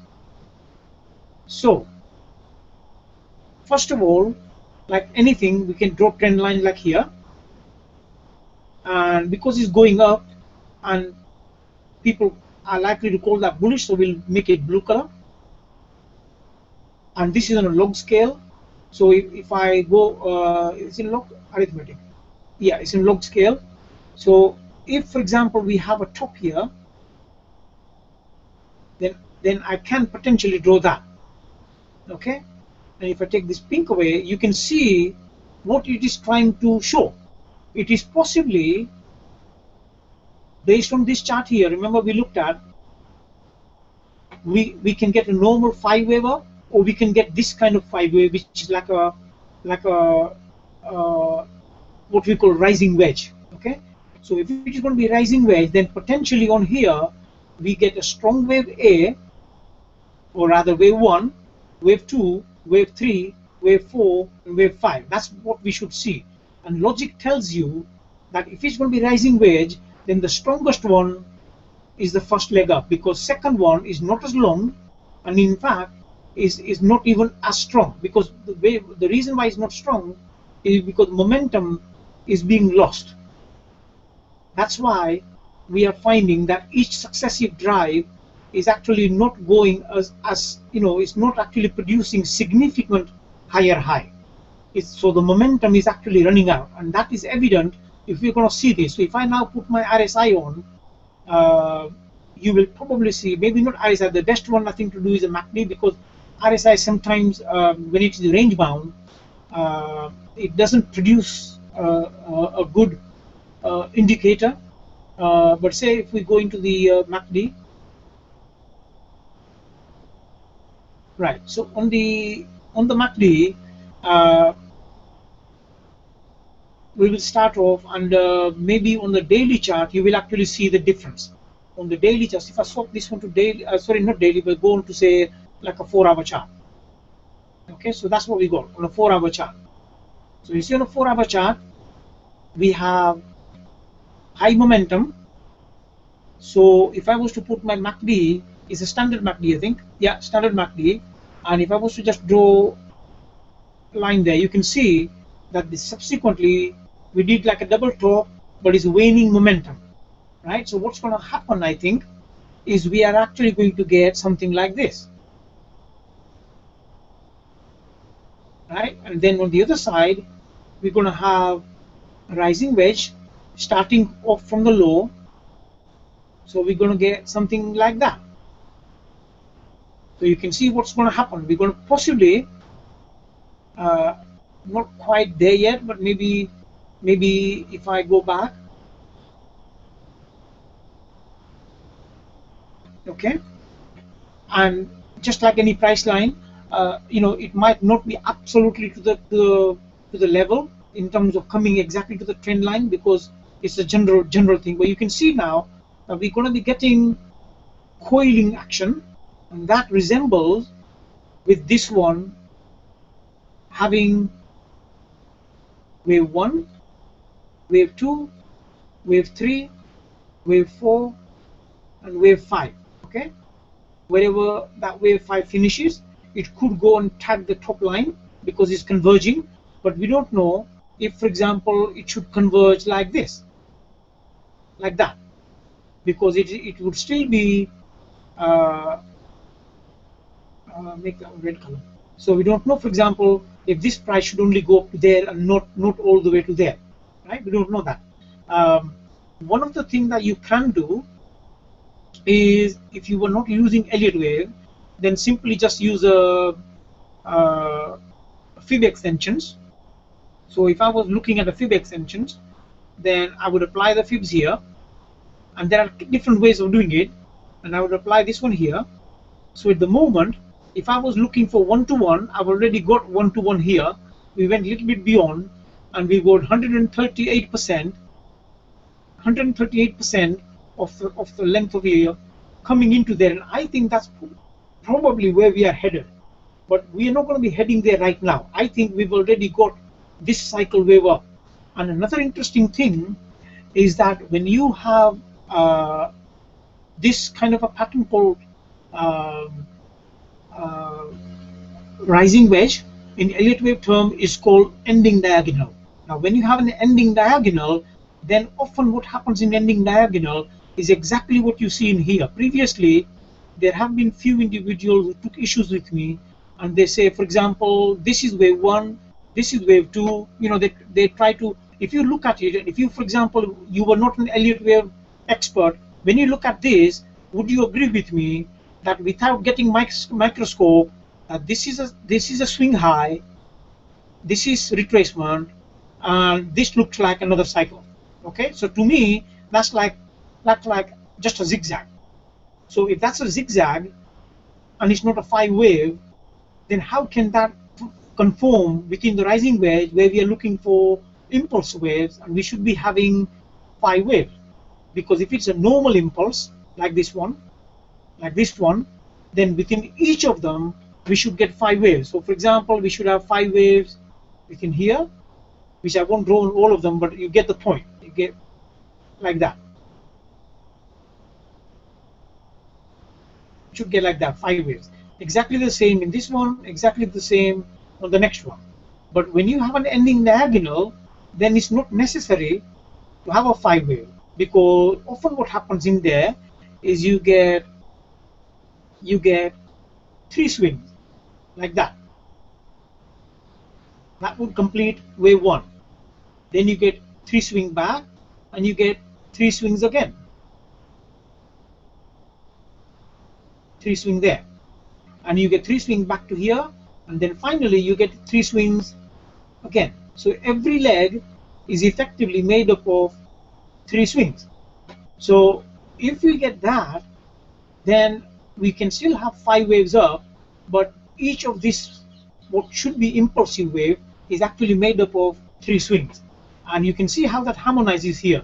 So we have already done this one and said, for example, that is a 1 swing,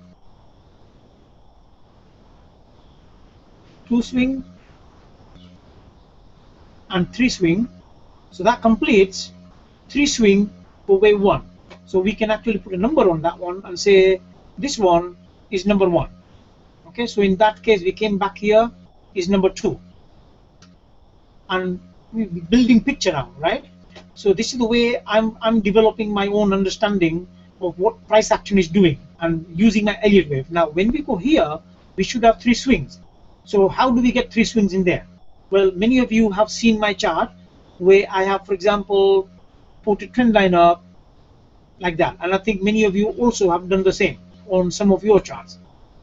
Okay, so if I make that one thinner and do copy pasting on there, a clone, right? So this is what I've got. So we had a wave 1, we came down here as A, B, and C, 3 swings. Going back up is 3 swings. So you're going to be looking at that here. And then in the same way, we've got this one here. Right? So we got 1, 2, and 3. So that gives me 3 swing up. So this is wave 3. Now if everything turns out wrong, and I see that in the future price tells me elsewhere or otherwise, then I will amend and I reserve that right. And I don't think anybody, unless they're prepared to come up with something that they will want to share and explain to others, just say, oh, this is wrong. Because, you know, I say to myself, being cynical, you know, the viewpoints, they're penny a dozen. You can have hundreds of viewpoints, but none of them really needs to be right. So when people are just almost like evangelical and say, this is never going to come down below 600, this is never going to come down, that I think we can dismiss. However, based on this, I'm thinking that this is 3 wave up. So wave, sorry, this one here should be wave 3 wave up.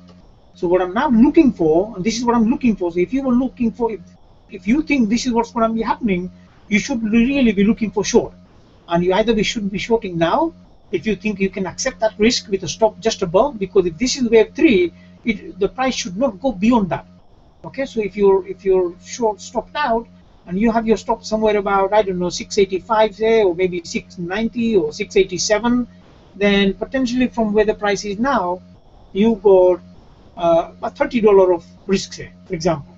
Okay, so $30 of risk with the price potentially coming back to this rising trend line. Whether it gets over here or it goes over there, you could be looking at somewhere in the region of 550, 560, 580, anywhere around there. But you can put fibs on that one.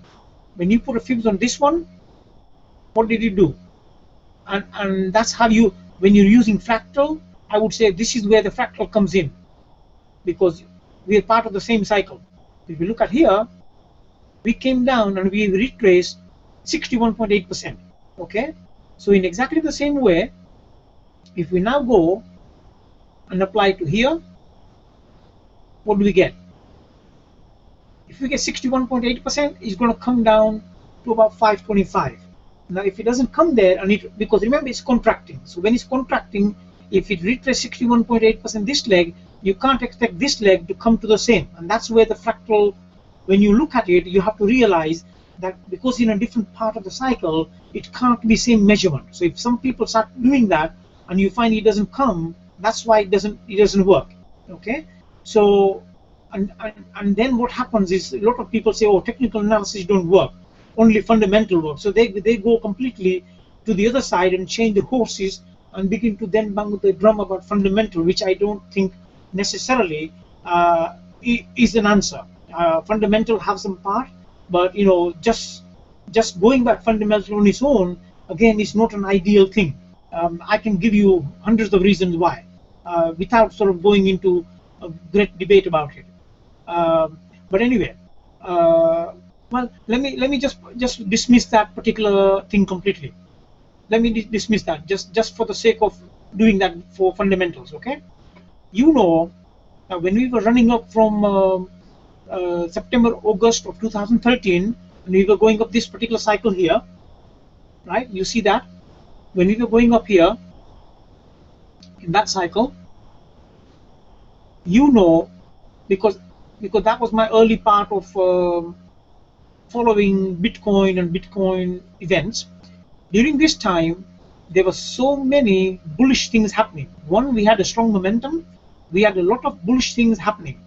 And in fact, as I remember, I literally called the top, and I don't have it on here, but on a publicly available information, recordings, I actually said, if somebody was willing to short this one, you can have a short just above the recent high, and looking for minimum of 400 retest, right? That was basically what I was saying. 400 minimum, maybe we might get low. So that trade would have worked out fantastic, right? But leaving that aside, when we were going up this slope here, there was a lot of positive things, and in fact, the final Senate hearing concluded just around here. So everything was positive, and suddenly we had this. So why did we get that after all such a big bullish view with everything, you know, sky is blue, there's no problem ahead of us? So why did we get suddenly like that? And at that time, people might say, oh, it was China, it was this, the other. But as a general, as a Bitcoin or cryptocurrencies, there was nothing that actually caused this spike, because if it caused this spike, what did it cause this spike? Did the fundamental change from here down to there, and change again back to the other side. Did fundamental become so positive, so negative, so positive, so negative, so positive, so negative? Does it do that? I would say cynically, fundamentals don't change like that. Fundamentals don't change week to week. Fundamentals don't change day to day. Fundamentals are big drivers, and if they really work, they are effective over longer period. In between, a lot of things happen. Sometimes some events that synchronizes with a particular cycle move. Sometimes some developments. But it's in a cycle. So I do not think in any shape or form that while we were at this place there was any reason to feel that the fundamental, long-term fundamental of Bitcoin had actually changed. And yet, why are we here? Why have we not gone to the moon already? I know the Mt. Gox subsequently went bankrupt and some other problems, but then all of that compounded while this price was still coming down. Those particular events didn't stop the price going up and forcing it down, because if everything is positive and those negative come up, those negative were actually happening while the prices were still coming down. They were not the actual reason for price to form the significant top and then drive the price down. They were happening in between, and I can go into many examples like that where things like that do happen. So fundamental really on interest swings, I think has very little to do with what really is happening. It has the application over much longer period, and people can't find fundamental to explain intraday swings, intra-week swings, or even intermediate swings. Not always possible. Okay, so going back to our chart and to our business, we are looking for this wave B to finish. So I think what we're going to find is we're going to do a 50% retracement. That will bring us to 550. And then once we got this 550 down, we're going to go back up to form wave 5. And in that wave 5, we would be expecting 5 wave up. 3 swings up. So the 3 swings are going to be like that. Something like that. It doesn't have to be exactly where I've drawn. Over here, we had relatively short up leg, down, and a larger next leg. Over here, we had the same. We had a relatively short up leg, down, and larger leg up. So maybe if we get the same fractal playing out, this is where fractal comes in. That's how you compare fractal, not by saying exact percentages and exact look and all that kind of thing. Because if you look at that, that's a fractal of exactly that. But the shapes are not exact. Over here, we could have the same thing repeating. So we would get this fractal playing out at three different sections of the entire cycle. So this one playing out over here, and again playing out over here. So we'll get A, B, C zigzag to finish off wave 5. And that's how this big cycle wave 5 is going to complete, which would complete this. And once it completed that, then effectively on this flat that we were talking about would be complete, because that's where the cycle wave flat is actually dealing with here.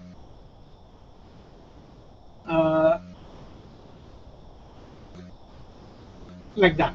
Okay, so we had big A here, B here, and C there, right? This C, which is running flat.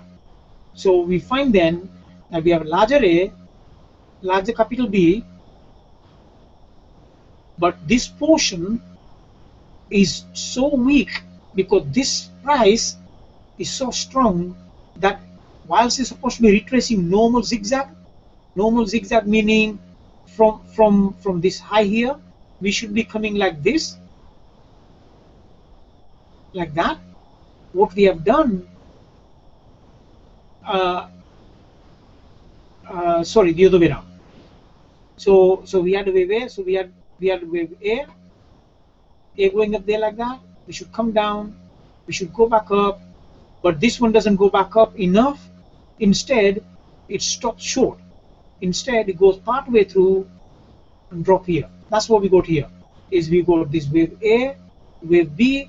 This one should go back above wave A, like here. But instead, we finish up within the range of that wave A coming down. So this is why I think we have a running flat going, and I've posted charts which it might have made some sense to some, or maybe it might not have, but basically the long and short of it is that's what we have. And I think I might not have an exact target right this moment in time, but I am pretty convinced that that's what we're going to get. Once we get that, then we have a final leg coming down.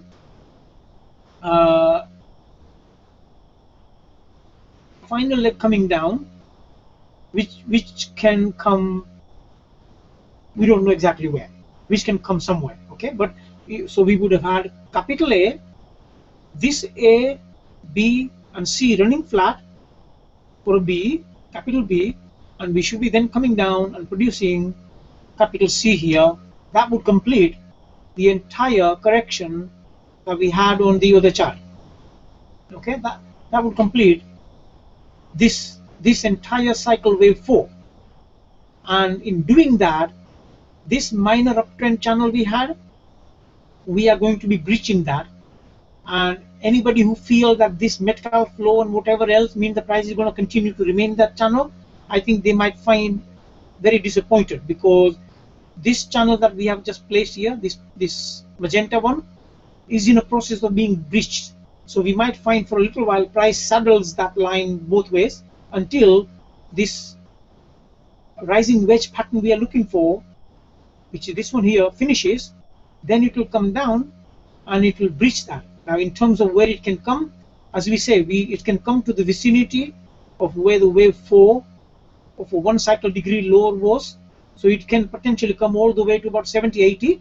So if somebody wants to throw stones at me, be my guest, but that's possible. But also, we can just like any fib projections, we can also do fib projection on this one.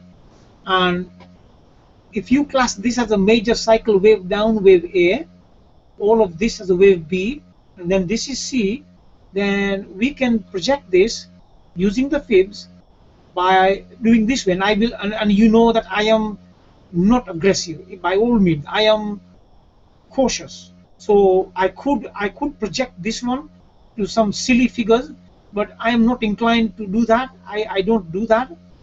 Wave 1 comes there, and say for example 78 comes here, and then this one, I'll call this one 88.6. Right.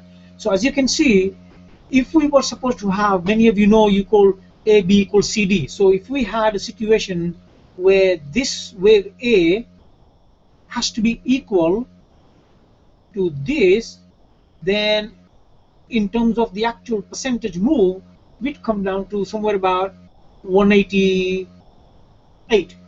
And it's quite possible it could do that. But even if that's possible, and even as on the other chart, it's possible for it to come down to even this kind of low, it will not be breaching any Elliott wave rules whatsoever. It could still come down there, and it could come in a big way. For example, we might then find that the whole of this that we have just applied might actually shift. Let me just explain that. So we could find that this wave 4 we are looking for actually comes all the way back there, right? So that's why I think that although its price should come up there, we probably won't come up there, because we are on that cycle. So it's going to come back to the baseline. That's the baseline. It's going to come back there. So this 5 wave here, we might find actually comes something like that. So we may finish out with 180 or somewhere in that vicinity, 200. And see on this weekly chart, if you look at it, we had a spike here, but then you see where the actual candle body is. And I'm just wondering, and I'm only talking loud, no, I'm not sort of giving you that this is the rule, I'm just talking loud. Supposing we come to there, what is that? Okay, so that's about 163. So 163, based on the structure, it could come back into that area. By then it could conceivably, if you just visualize it, it could come back to the baseline. And if it doesn't, then this wave 4 might finish up a little bit higher up. So it could finish up, somewhere over there. So it doesn't have to come here, but it's possible it can come there, or it can finish up here. So when you go back to this chart, it could do 186 if it's 1 to 1. But supposing if it doesn't do 1 to 1, supposing if it only does because they've already done 178%. That produced this low. Projecting that from here, 178% already produced that low. So the next low could be this 88.6% of this leg, and that is bringing you to 278 or thereabout. So whilst it's possible for it to drop all the way to 200 or maybe 180, but I would be more than satisfied if it comes up to 275. I would not necessarily be looking to go long. I'll be looking for evidence, and the evidence along the way that I'll be looking for is this. Once we get this 5-wave finished, that will actually give me literally 100% assurance. Literally, you can never have 100%, but it will give you literally 100% assurance that we are going to get this massive wave to the downside. And this massive leg doesn't have to come to here. That's one thing you have to remember. It doesn't have to come there. It can even stop here, because if it's doing 5 waves, it can actually finish 5 waves within that. It can do something like this. It can do something like that, and it's finished. 5-wave finish. So we could come back and produce like a triple bottom, effectively 5-wave finishing there. But if it doesn't, and it comes all the way to here, then we might have 5 waves looking a little bit like this. But it still needs 5 waves, and these 5 waves has to be dynamic. It has to be. It can't be like the one we just say over here, like a falling wedge. Can't be like that. Oh, excuse me. It can be like that. It can be like that. In which case, what we might get is that's a possibility. Just realize that's a possibility. So let me actually take this off here. So I am looking for clean 5-wave to the downside, or alternately, I will accept a compromise, and the compromise is this one here. Compromise would be is that I get a falling wedge like that. Just trying to draw some decent looking falling wedge, maybe something like that. Okay, so what I could then expect is, once we completed this top, we could expect big drop,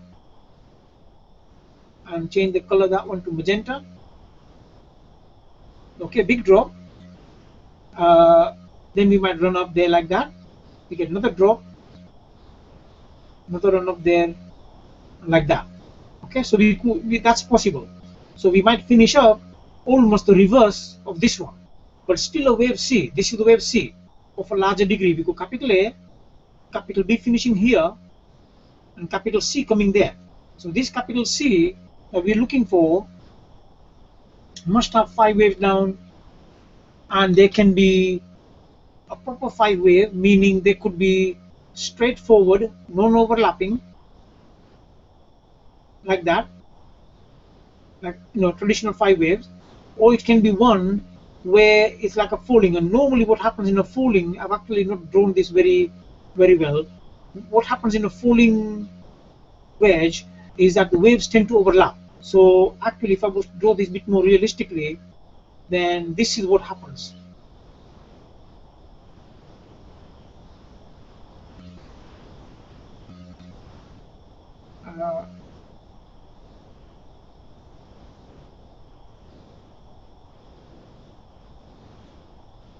Like that.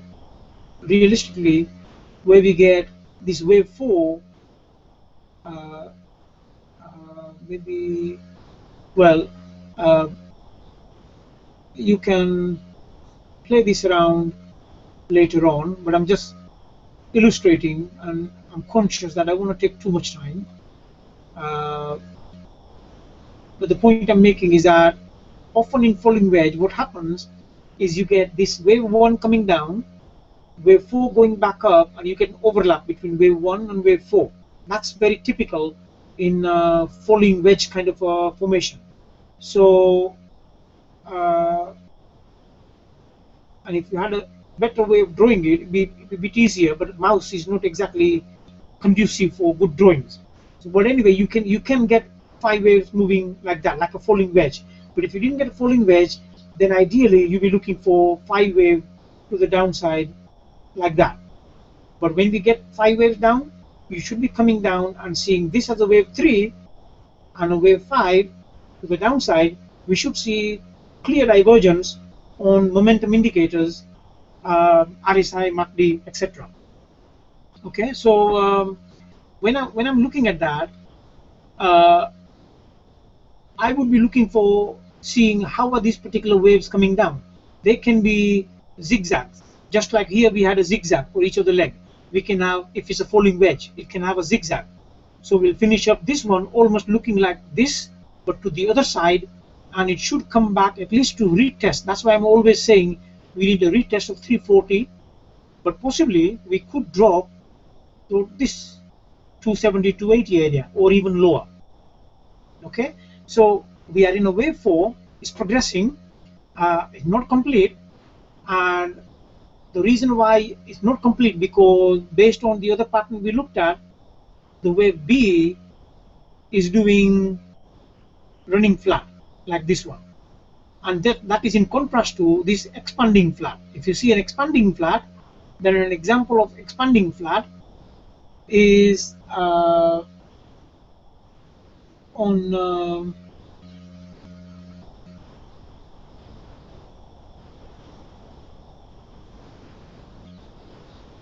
I think we seem to have had a problem here with my browser.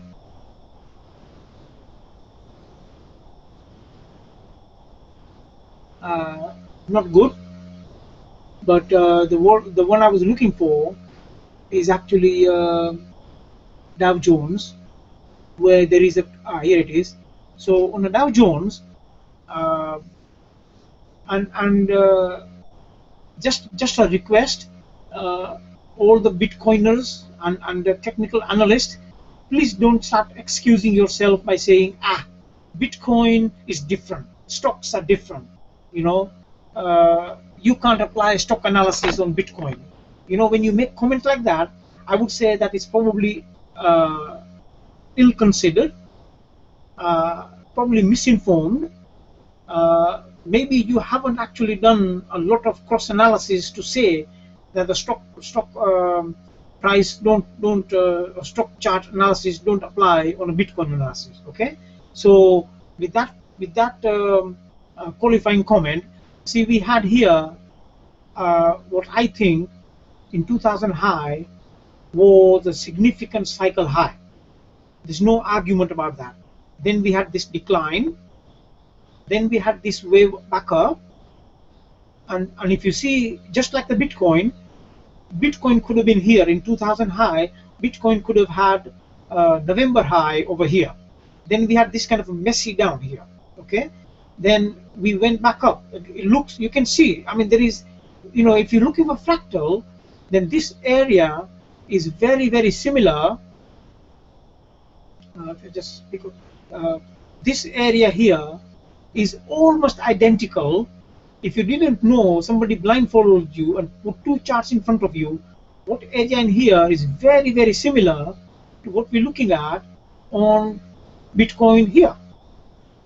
You know, this we had this messy down and then this back up is almost, you know, identical. So and then we have this run. So if you in fact look at the fractal, it's even more remarkable because look at this. You had that sharp run up, small retracement, and then that leg run up. Okay, compare that with this one. You had that sharp leg up, then small retracement, and then that leg up. And you know, for all intents and purposes, they look very similar. So to say that things don't, you know, apply cross market is nonsense, a real nonsense, I would say. But the point I was trying to illustrate is that we had this messy wave A down, then we had this wave B back up, but this wave B normally should not go that far. Normally it should stop well below this, or at least up to the high, and it should have come straight down, but it didn't. It went beyond that. So it expanded the range beyond where this wave A started. When it came down, it made a low below the origin of wave A.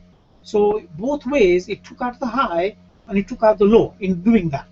Okay, so that's where this expanded flat comes in, and at this moment I don't think we're in expanded flat. I think we're in a intermediate wave B flat, which is the middle part we try to outline.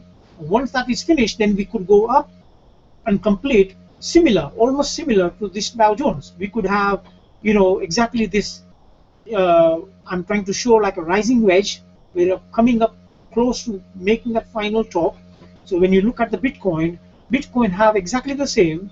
It could continue to produce this wave 4 finish, then it could go up, and this last one up could be a clear 5-wave pattern up there like that, or we could finish up with a rising wedge like the Dow Jones is doing. We could finish up with a rising wedge like that. So having these kind of patterns in mind and putting them into perspective where they fit in the Elliott wave, you should be able to almost visualize well ahead of time what you're going to see, and then you are going to be cross-matching that with actually what you do see in terms of what price is unfolding. So I would suggest that when you look at this on a daily chart, it should become fairly clear now where we are headed. Just expand this a bit. So it should be very clear now where we are headed. Okay, so we've had a big cycle wave down from November high to December low. We went back up for cycles, intermediate cycle A, tiny B, tiny C, intermediate cycle B, intermediate cycle C, and that gave me this capital wave B. So it's really gone like that, if you can imagine. So that's why it's called running flat.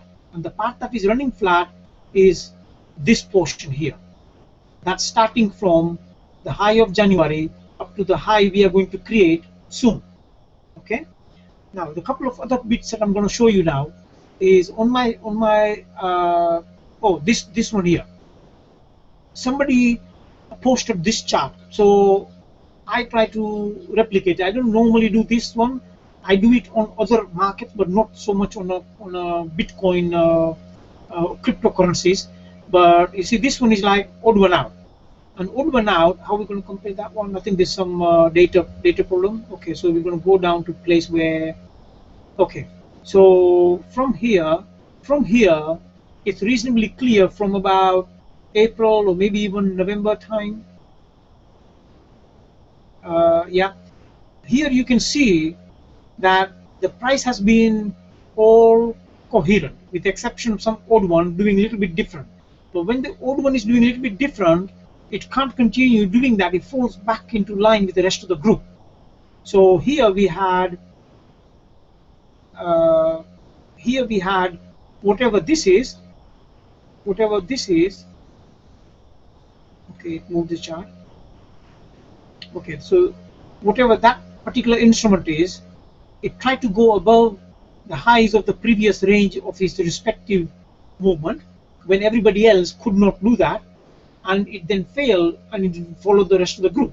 So in the same way, this high close and open candlestick bar is the Bitcoin bar. The rest of the group is all going down. Up till here they were doing dancing all pretty much the same, but now the rest of the group have gone well below. Bitcoin has taken out this intermediate high. It's actually almost testing or tested this one. By the time it finishes, it could actually do that. So we may find that over a longer period, Bitcoin could possibly do this kind of a thing here, you know, and the rest of the group is lounging here. The rest of the group is going to bounce and it's going to maybe fall some further. This one is going to come down, bounce, and do a couple of things like that. What we were expecting is this one is going to come down to there, go back there, and then really fall to meet the rest of them. Wherever the rest ones are, rest one could continue going sideways, or rest of them could probably fall even further, and then this one will match. It will try to catch up. Okay. So the reason I'm making this is it is really doing strange things. So you can't expect this all of the other currencies lounging here and Bitcoin suddenly going to the moon, which is the current sentiment of most of the bullish traders of the Bitcoin. So expect Bitcoin to come down in a 3 swing, then go back up in 3 swing to complete this rising wedge, and then we should be coming, you know, to form the final leg down that we just outlined over here. Okay, so that chart is finished. I'm going to close that one. Dow Jones, we have finished. I'm going to close that one. But the chart that I wanted to show is this one, which you are familiar with.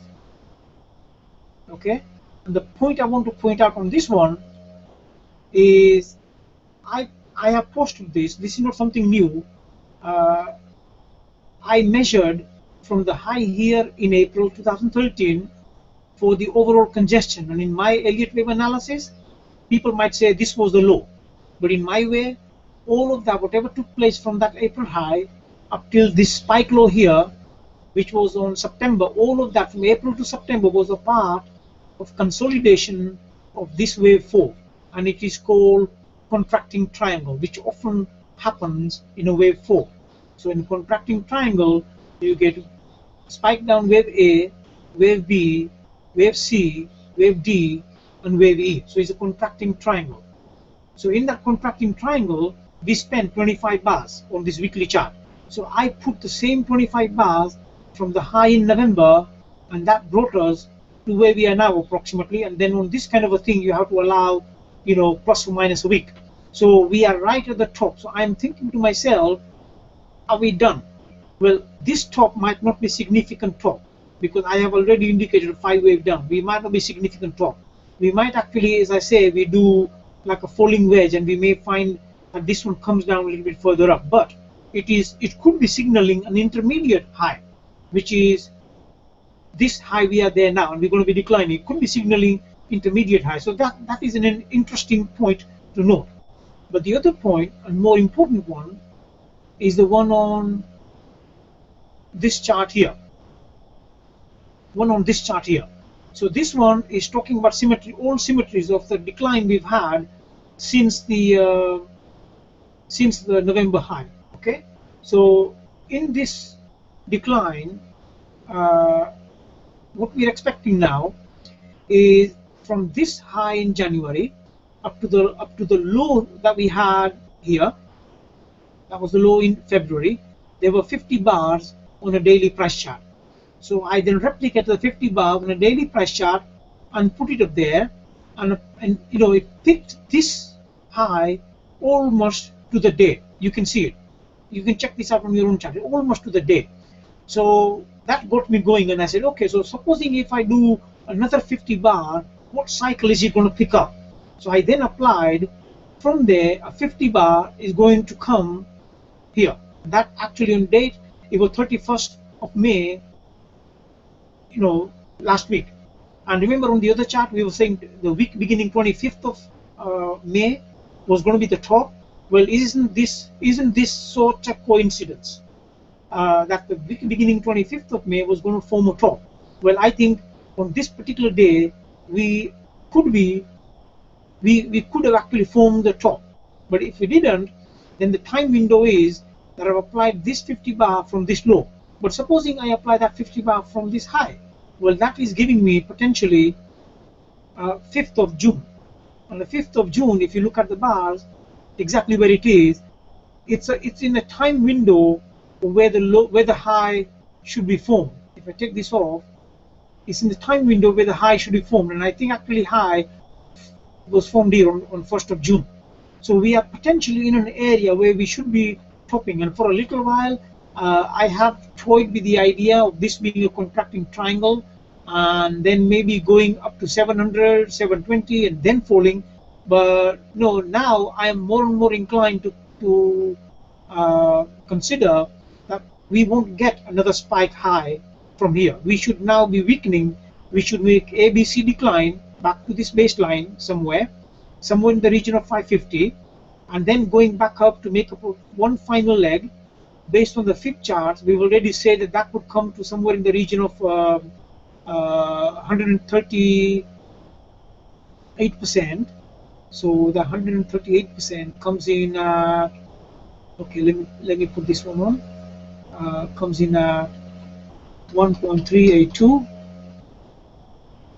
Okay, so that comes in somewhere over. So we might actually not even get that. We might get this one here, somewhere about 720. So we won't get 720 now, but chances are we'll get 720 in the next one. And in that case, we will get a rising wedge looking more like this.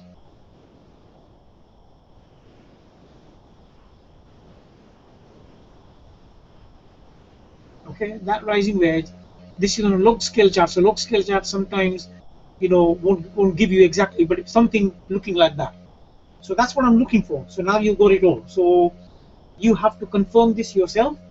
You have to go over the logic of what I've just discussed. I've taken it well over 2 hours. So hopefully it's proved very useful to you and explained to you probably beyond any doubt, at least my reason for expecting this rising wedge to finish and topping out somewhere around 720 and on upside maybe even about 780. It won't change anything, and then coming down for this vicious leg down, which could quite easily bring us down into the region of 340 low to about 300, maybe 280.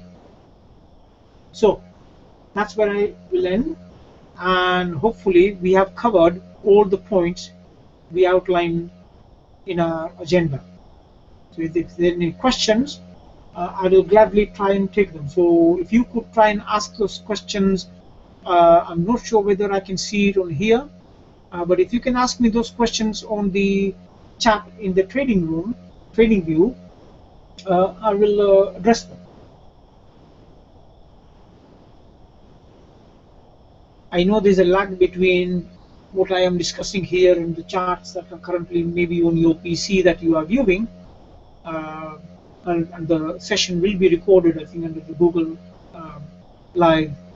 So hopefully you will be able to play that one back and use it kind of a training session.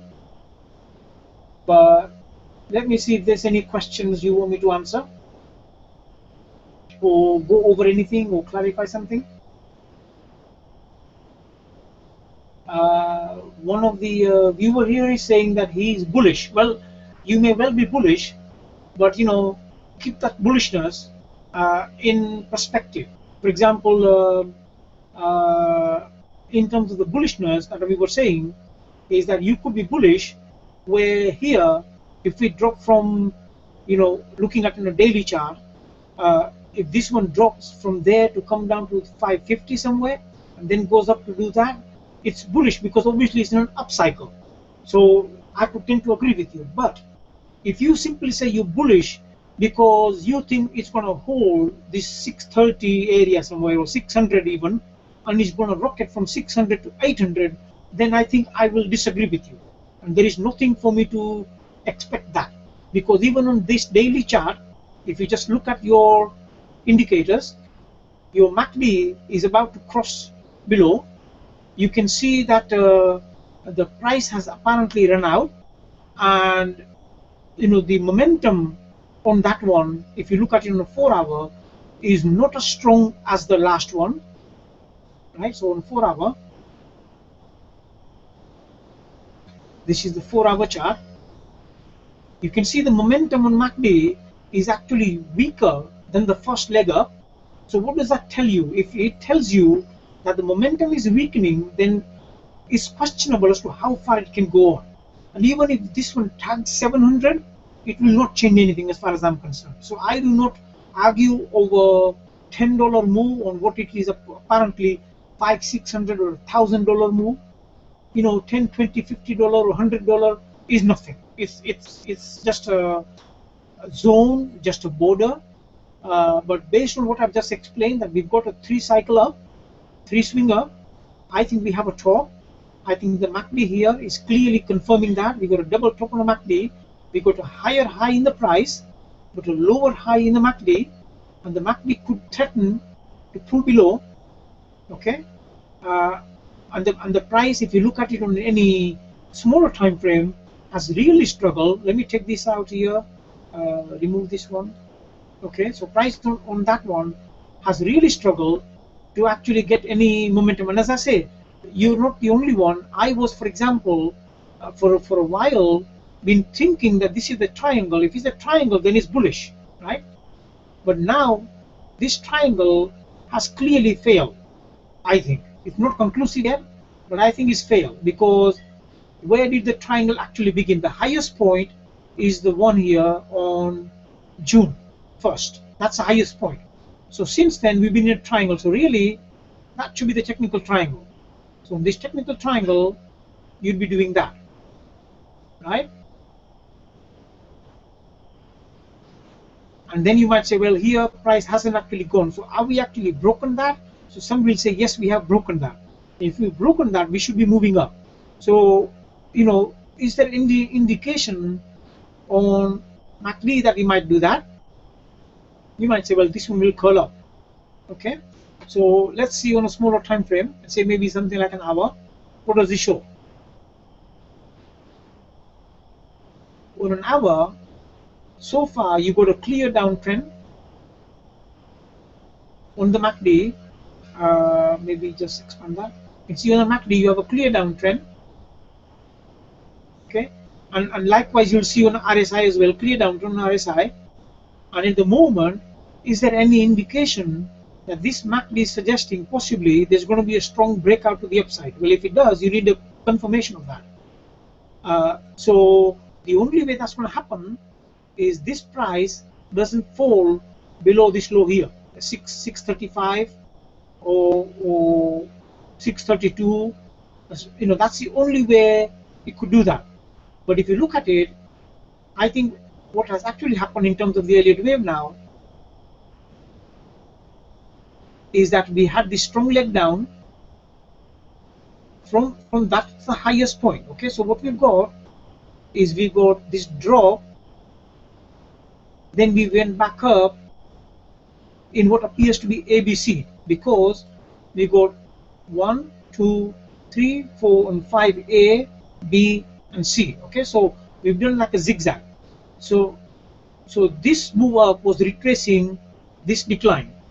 Then we had another strong wave down, and if you look at it now in terms of the chemistry of this particular swing, you can't argue with the fact that this strong leg down and this strong leg down is quite different from the entire pattern in here. So maybe what we have is possibly this wave coming down, this first one coming down, is possibly some kind of letter I'm looking for, some kind of a larger wave ASA on this particular chart. Maybe we've done A, B and C back for this larger wave B, and what we now will be doing is continue swing down, and that could be doing, and it could be W with this coming down as possibly 1, 2, 3, 4 and 5 finishing here, or maybe that's stretching it a bit. So in that case this could be W, because W normally is where you have non-specific, it's not exactly fitting into the traditional impulse and retracement wave. W, X, and this one here could be Y, or the Y could be down here. Y could be down here somewhere. And in which case, what we started off with a minor cycle degree wave A, possibly this A, B, C, the cycle degree wave B, and in which case we should be now working on a wave C, and we should see 5 wave, and we don't, right? So if you don't see a 5 wave, then it's going to turn this one into something like another W, small x, and then working on some kind of a complex thing here. So personally, I think that in order, if this is a triangle, then it's a triangle not of the larger thing, it's triangle for this part. If it's a triangle for that part, then you have a W here, then this X is likely to be over there. Then what you might get is you might get something like A, B, this is C, you might get D, and possibly get E back here somewhere. So that would be really, really forcing the price down, or we won't get the triangle, right? So then you might get, just change the line a little bit. Okay, so you might get something like that. So you'll get in that case this one coming down here, going back up, and that's where the wave finishes, triangle finishes. So if it finishes there, then that is going to be very, very strong indication that whole of that is actually, this one is W, then you got A, B, C, D, X. So this is X, and we are going to get a strong leg to the downside. Okay, and this is only on our time frame. So this strong leg down could come all the way down here, or you might get, even in this section, we might get a zigzag, like double zigzag, to take you down to somewhere in the 550 area. So that's what I'm thinking. So if this is going to be a bullish pattern and you want to remain bullish, then this will be area where the battle will be fought rather, and where whether you will win or you lose. So you can remain bullish as long as the price remains within that triangle. Once that triangle is complete, I think it's going to resolve to the downside, and I'm now pretty much sure that we will be looking for a leg down. So really speaking, if somebody wants to short this one, can't do anything, let it, because it may spend another day or so within that triangle and it may be agonizing. So you could, on the basis that that trend line breaches, is your signal or confirmation that we have potential triangle completing. Okay, so in which case you could be looking for break below that trend line for your signal to say go short, and then your target is somewhere in the region of 550. And if this is going to break to the upside, then the upside is limited to 700, 720, and in which case, if it breaks above the falling trend line, then that's your signal to go long. So if it goes above 660, 665, then you can be bullish, but it will be fairly short-term bullishness, not one that you will be able to ride for weeks or more. Once we hit 720, then we are still going to come down. Nothing is going to take away from that big cycle wave that we were talking about. It's coming down here. Nothing is going to take that away. So whilst we are within that, we will have opportunities for trading both long and short, because once we've dropped down to 550 area, we have this zigzag going back up to maybe in the region of 700, 720, and that would probably be an end, or it could go higher, might even go to 780 or even 800, but overall it will still be same rising wedge, 3 zigzags to find a top. So okay, anything else? Oh, okay. So you mean bearish. All right. Well, yeah, I would say bearish immediately for a short term, and then once we go to major top, then you can be really bearish. That would probably cycle would last you for several weeks after that. But I think this one is going to spend a bit of time here. We had 7th of May. And here is so that took almost, not quite, but almost like best part of a month. So coming down might take about another 2-3 weeks, then going back up another 3-4 weeks. So we could be looking for a top probably sometime in July, maybe mid-July, maybe back end of July, and then plunging. And on my other time chart, if I can just get to this one. Okay, you see here I said possibly we might get mid-September for a possible low, or even back end of December. So don't be perturbed if that long cycle down takes a long time. It could take a long time, but that's a long way off. We need to see this top forming intermediately, and then we're seeing that big cycle wave down. So hopefully there'll be plenty of opportunities of trading to the both sides. Your question, do you ever go back and hide the historical chart and blindfold yourself to see the future and do the technical analysis as if you didn't know? No point in doing that. No point in doing that really, because I know where you're coming from. You might say approach the chart completely a fresh view. I do that, not necessarily every single time, but I do that. Recently, for example, I did the very same thing on a chart for pound Swissy. I know generally where the pound Swissy is going, but recently I did a pound chart. Let me just show you so you see what I mean.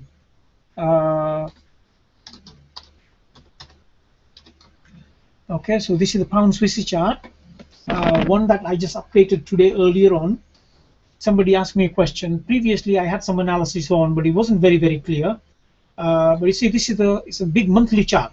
Okay, so that's previously I have analyzed this. Previously, I had generally the same kind of outlook, and the same kind of outlook was that we had this big massive decline.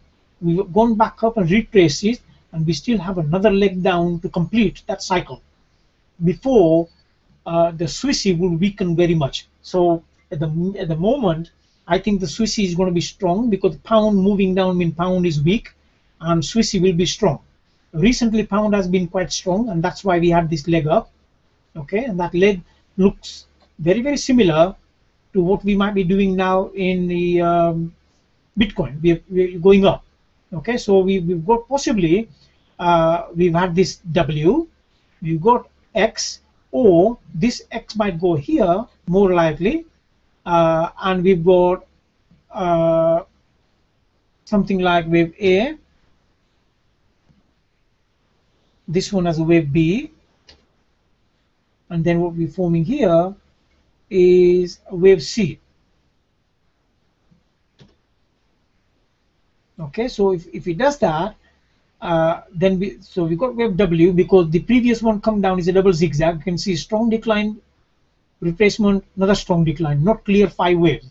So in my mind, that is like and certainly this here you see is not a line, it's very parabolic down, but it's not a clear 5 wave. So I'm inclined to call that this one as a zigzag W, X, another sort of a zigzag to form this W. Now we've gone back of A, B, and C.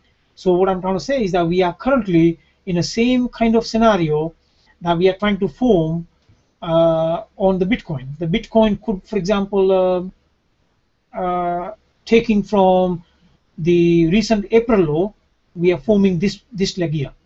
So once that leg is finished, then anybody trading this on a big time frame, not intraday necessarily, but big time frame, you'll be looking to short the pound against the Swissy on break of this channel, because we are looking for retest of the low. So yes, and when this is now so much crystallized for me.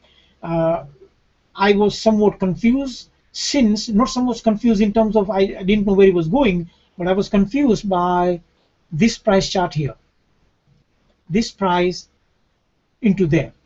The reason is this top, I expected that was the major top, and that we should be now coming down in a strong 5 wave to the downside. We didn't get that.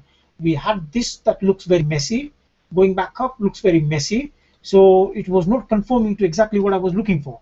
So this morning I took everything off and then I started afresh. So now I have put, and in starting afresh, what I did was this pitchfork I put in this morning, and the pitchfork only taking this full swing, but see the important points are it picks up this spike, this one just missed it a little bit, but see this one just that, this one just extended a bit more, but you can see how much is interacted, and to the top almost to the level. So I think the pitchfork or larger cycle is going to be very accurate, and chances are this is going to come and take out this low, and we might actually spike into the bottom range of that. But as I say, I'm cautious. So being cautious means minimum I'm expecting a retest of that last low, and I'll be happy, because then after that this particular market will continue to trend strongly to the upside.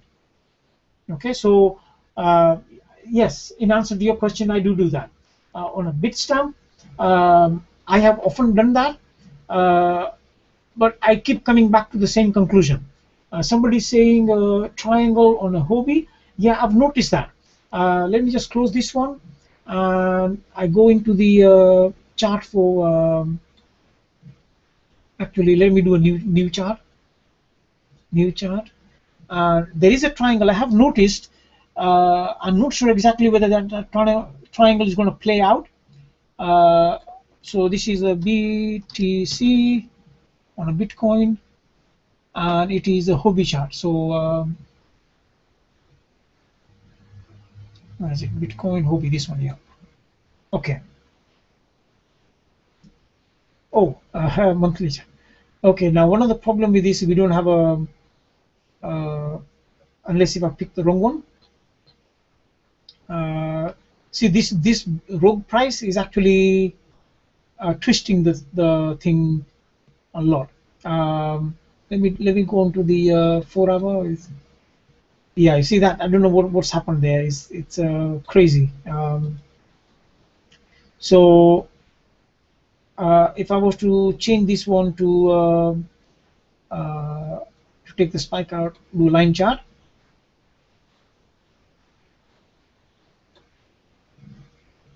Okay, so on a line chart, this is only starting from a kind of May when we had the low in the Bitcoin. So on here, what we've got is the same sort of channel going up. This is in hobby. I don't know if any of you got a better and better price data, but that particular channel. So what this one has done essentially is got leg up, leg down, and all of this as ABC zigzag. So we've finished now we've come out of the channel.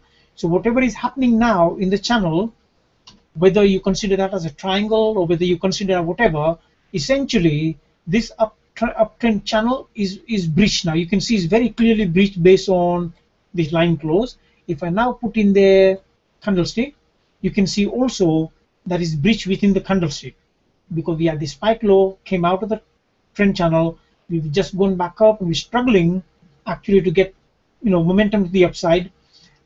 So for all intent and purposes, whatever happening here is not part of what happened in here. So if this was ABC zigzag there like that, then whatever we got there is something different. So what have we got up there? What we got up there is possibly the high on there was here. So that was the high.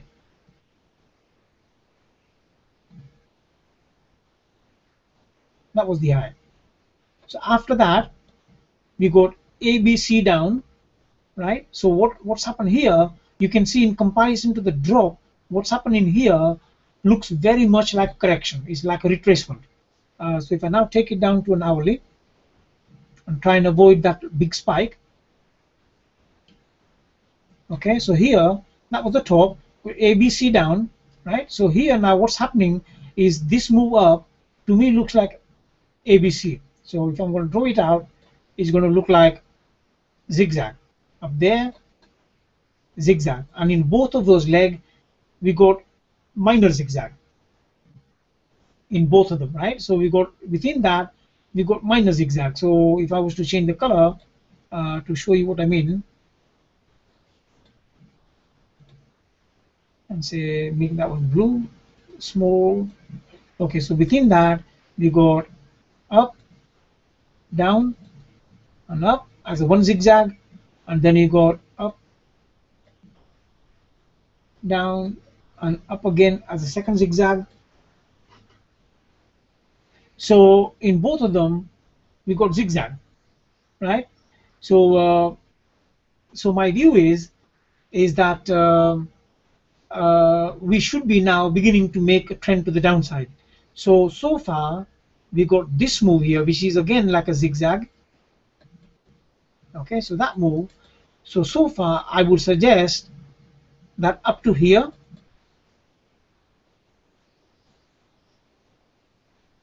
up to there is a single zigzag. We've gone back and retrace.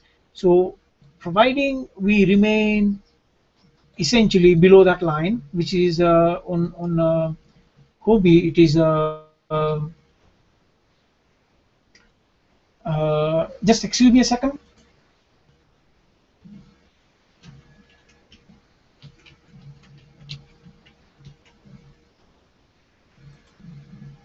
So so we had this leg up again, and not exactly sure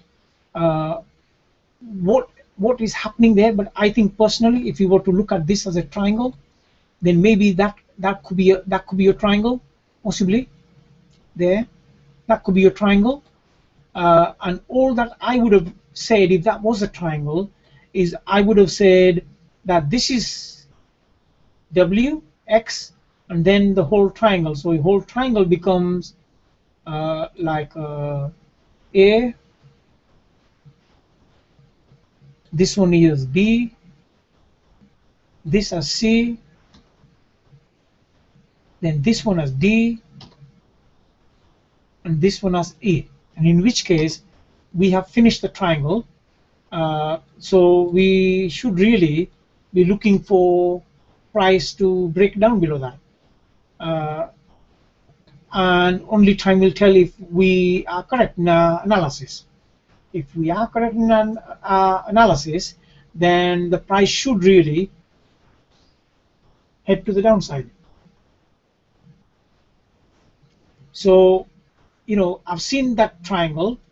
Not sure, you know, what some of your thoughts are, but basically comparing this with the BTC on a bit stamp, I think we are there. The triangle is complete.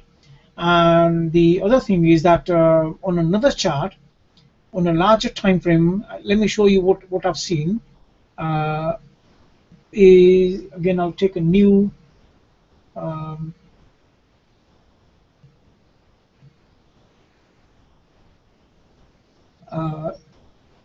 is BTC, and it's China, which is China is BTC China, this one here. Right, now there is something I've seen in here, and what this one looks like is on the Bitcoin. At one time I was thinking that this was going to be a triangle, right? Something like that was going to be a triangle. Actually, let me do this one on a log scale, be a bit more. Okay, so on Bitcoin, originally I thought we were going to get this kind of a triangle. Whether this will play out or not, I'm not sure. If it does, then we would be expecting this to drop back down there, essentially, right? Then that would be acceptable, and that would mean on a Dow Jones, sorry, that would mean on a Bitstamp, we would still come back and retest the low, just like this one coming within a close proximity of retesting the low. Otherwise, this too is going to show the same pattern we were looking at, which is we had big cycle wave A, then A, B, and C. This one should have gone up like that. It should have gone up like that. Okay? So in which case, we've got a normal zigzag. We've got a normal zigzag because we've got this wave A, wave B, and this wave C should be going up there, then dropping. But we are not going to get that. So I think we're going to get running flat on there as well. Right? That running flat either from here or a little bit further up, it doesn't really matter where. We are going to get this one doing exactly the same. So even that exchange is showing me that we're going to be having the same thing. So let's see, any other question there? Would you compare the Bitstamp triangle with the Hobby? We've done that. Okay. Any other comment or questions? Because it's getting on rather long now. I don't mind talking because I really enjoy it and feel that I have a lot to share. But obviously I don't want to exhaust myself and begin to sound that I'm starting to repeat the same thing. So if there are no other questions, then I will seek your permission to conclude the session here. But if there are any immediate questions, then I'll be happy to address them.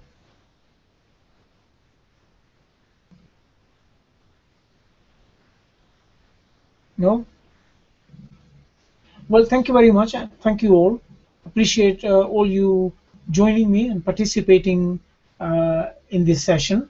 Hope that you have managed to get a broader view, at least, of why I am keep saying that 340 low needs to be retested, and until we get that, we won't get a new bullish cycle wave up, which will likely retest 2013 November high.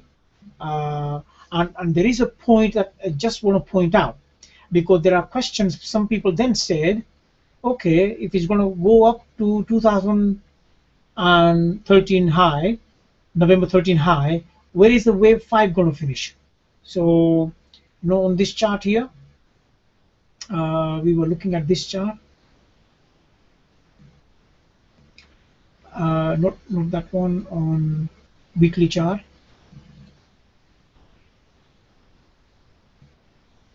Okay, we're going to get there. Okay, so once we get this wave 4 finished, and 340 or 300 or 280, wherever it's going to be, is finished, then we're going to go for wave 5. Where's wave 5 going to go?